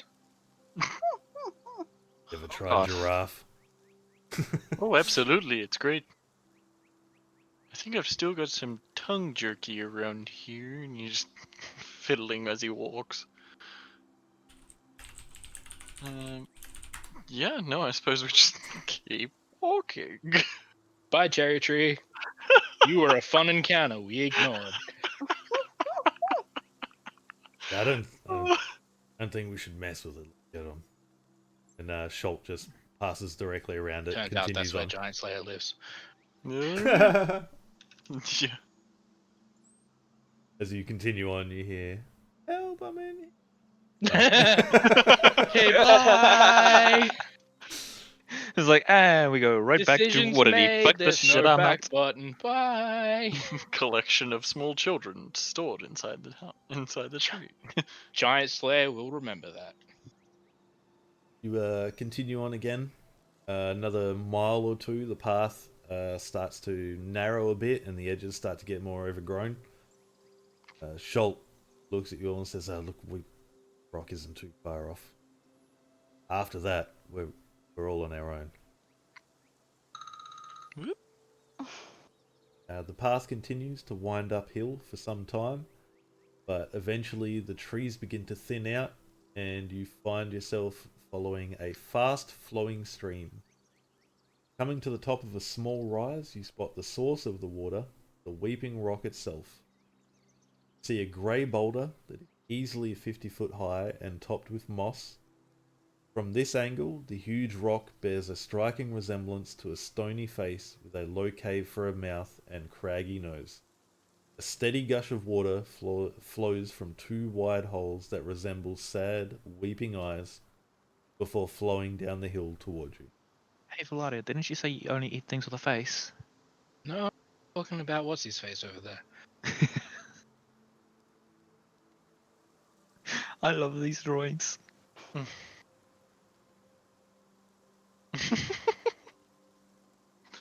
Oh, that's brilliant. When we finish this one shot, I'm going to print them out and frame them. Yes! I expect You to need see to- a wall collage. Next time needs to be like all the tokens are just custom tokens that you've made in MS Paint. Oh, don't give him ideas.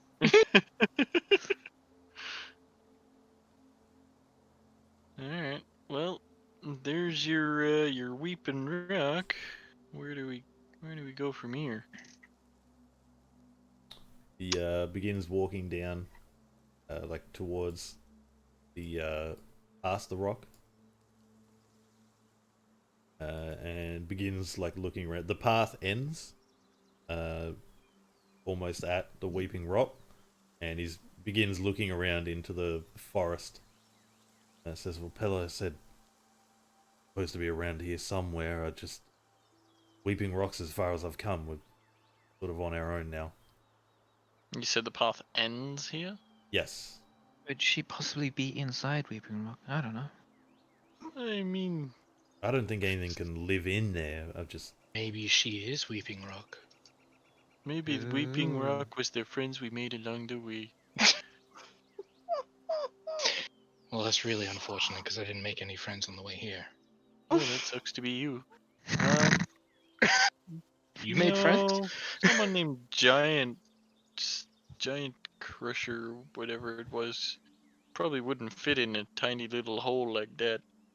I don't think so either. She's supposed to be some retired adventurer. I think she's got enough sway to get a house out here. Rumor has it she retired out here, so I assume she's got an abode that's more than just Gollum's hidey hole. It's nicer on the inside. I suppose we can just. Didn't he say, Pello say what direction from Weeping Rock? No, Or just he near said Weeping it Rock? was rumored to be near here.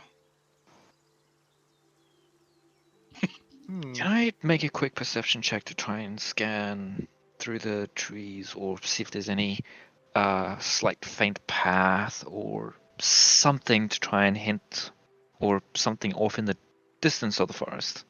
Yeah, go for it. Make a perception check. Oh boy.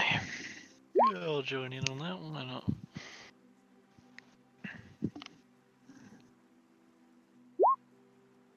Yeah, you got this. So good you got this one. Yeah. I perceive that you got this. You begin looking around. Of note, at the base of Weeping Rock is a lot of bones. As you begin to look up where they could have possibly come from, a winged humanoid creature kind of pushed back into the shadows, peering at you all. You can also see... In the rock. Sorry? So I told you someone lives in the rock. It's a rock in a rock. You can also I see hope it's not a fucking rock. a very faint path, like the snapped stalks of grass leading off where this path ends into the woods. Well, I found the path, but I also found a friend. I don't know if I can do with any more friends. I've just made 4 best new ones today. Wait, Jesus Christ. Yeah, Oh, I mean, I Where's this path? do they player seem intuition like, is be saying harpy. That's what I'm thinking as a player, but yeah, does it seem like a giant slayer? Doesn't seem like no. someone we can ask about the Giant Slayer. I mean, yeah, if you're willing to try, they're up in the left eye of the Weeping Rock. And where's the path? Just over there. I'll direct to it. Very faint, but it's noticeable if you know what you're looking for. He continues on the direction towards the end of the path, and like he's getting down on his hands and knees, kind of like begin tracking. Don't go too far ahead of us. Yours is just gonna just start walking, continuing down the path, but he'll turn and kind of wave to the harpy as he goes. As soon as you wave in the direction, it like cowers back even further in. Not It is the most social creature. As it does so, it is completely engulfed in shadow. Curious one. Schultz stands up and says, "Look, it's definitely not well worn, but it's as good a lead as any." Hey, I mean, it's one person traveling out into this area pretty much most of the time, so... That makes a lot of sense. I'm never gonna get to Trident, and he begins walking down the path. You never know. Do you guys want to end it there and do a part 2, or? Yeah. Yeah, I'm Yeah. getting a little bit tired at the I moment. got work tomorrow. Same, yay! And I've got to jump out of one session and into another, so. You got a session that starts now. I had a session that started 7 minutes ago. What the fuck? Why didn't I you wasn't say something expecting earlier? this to go that long. Oh. You know how this goes.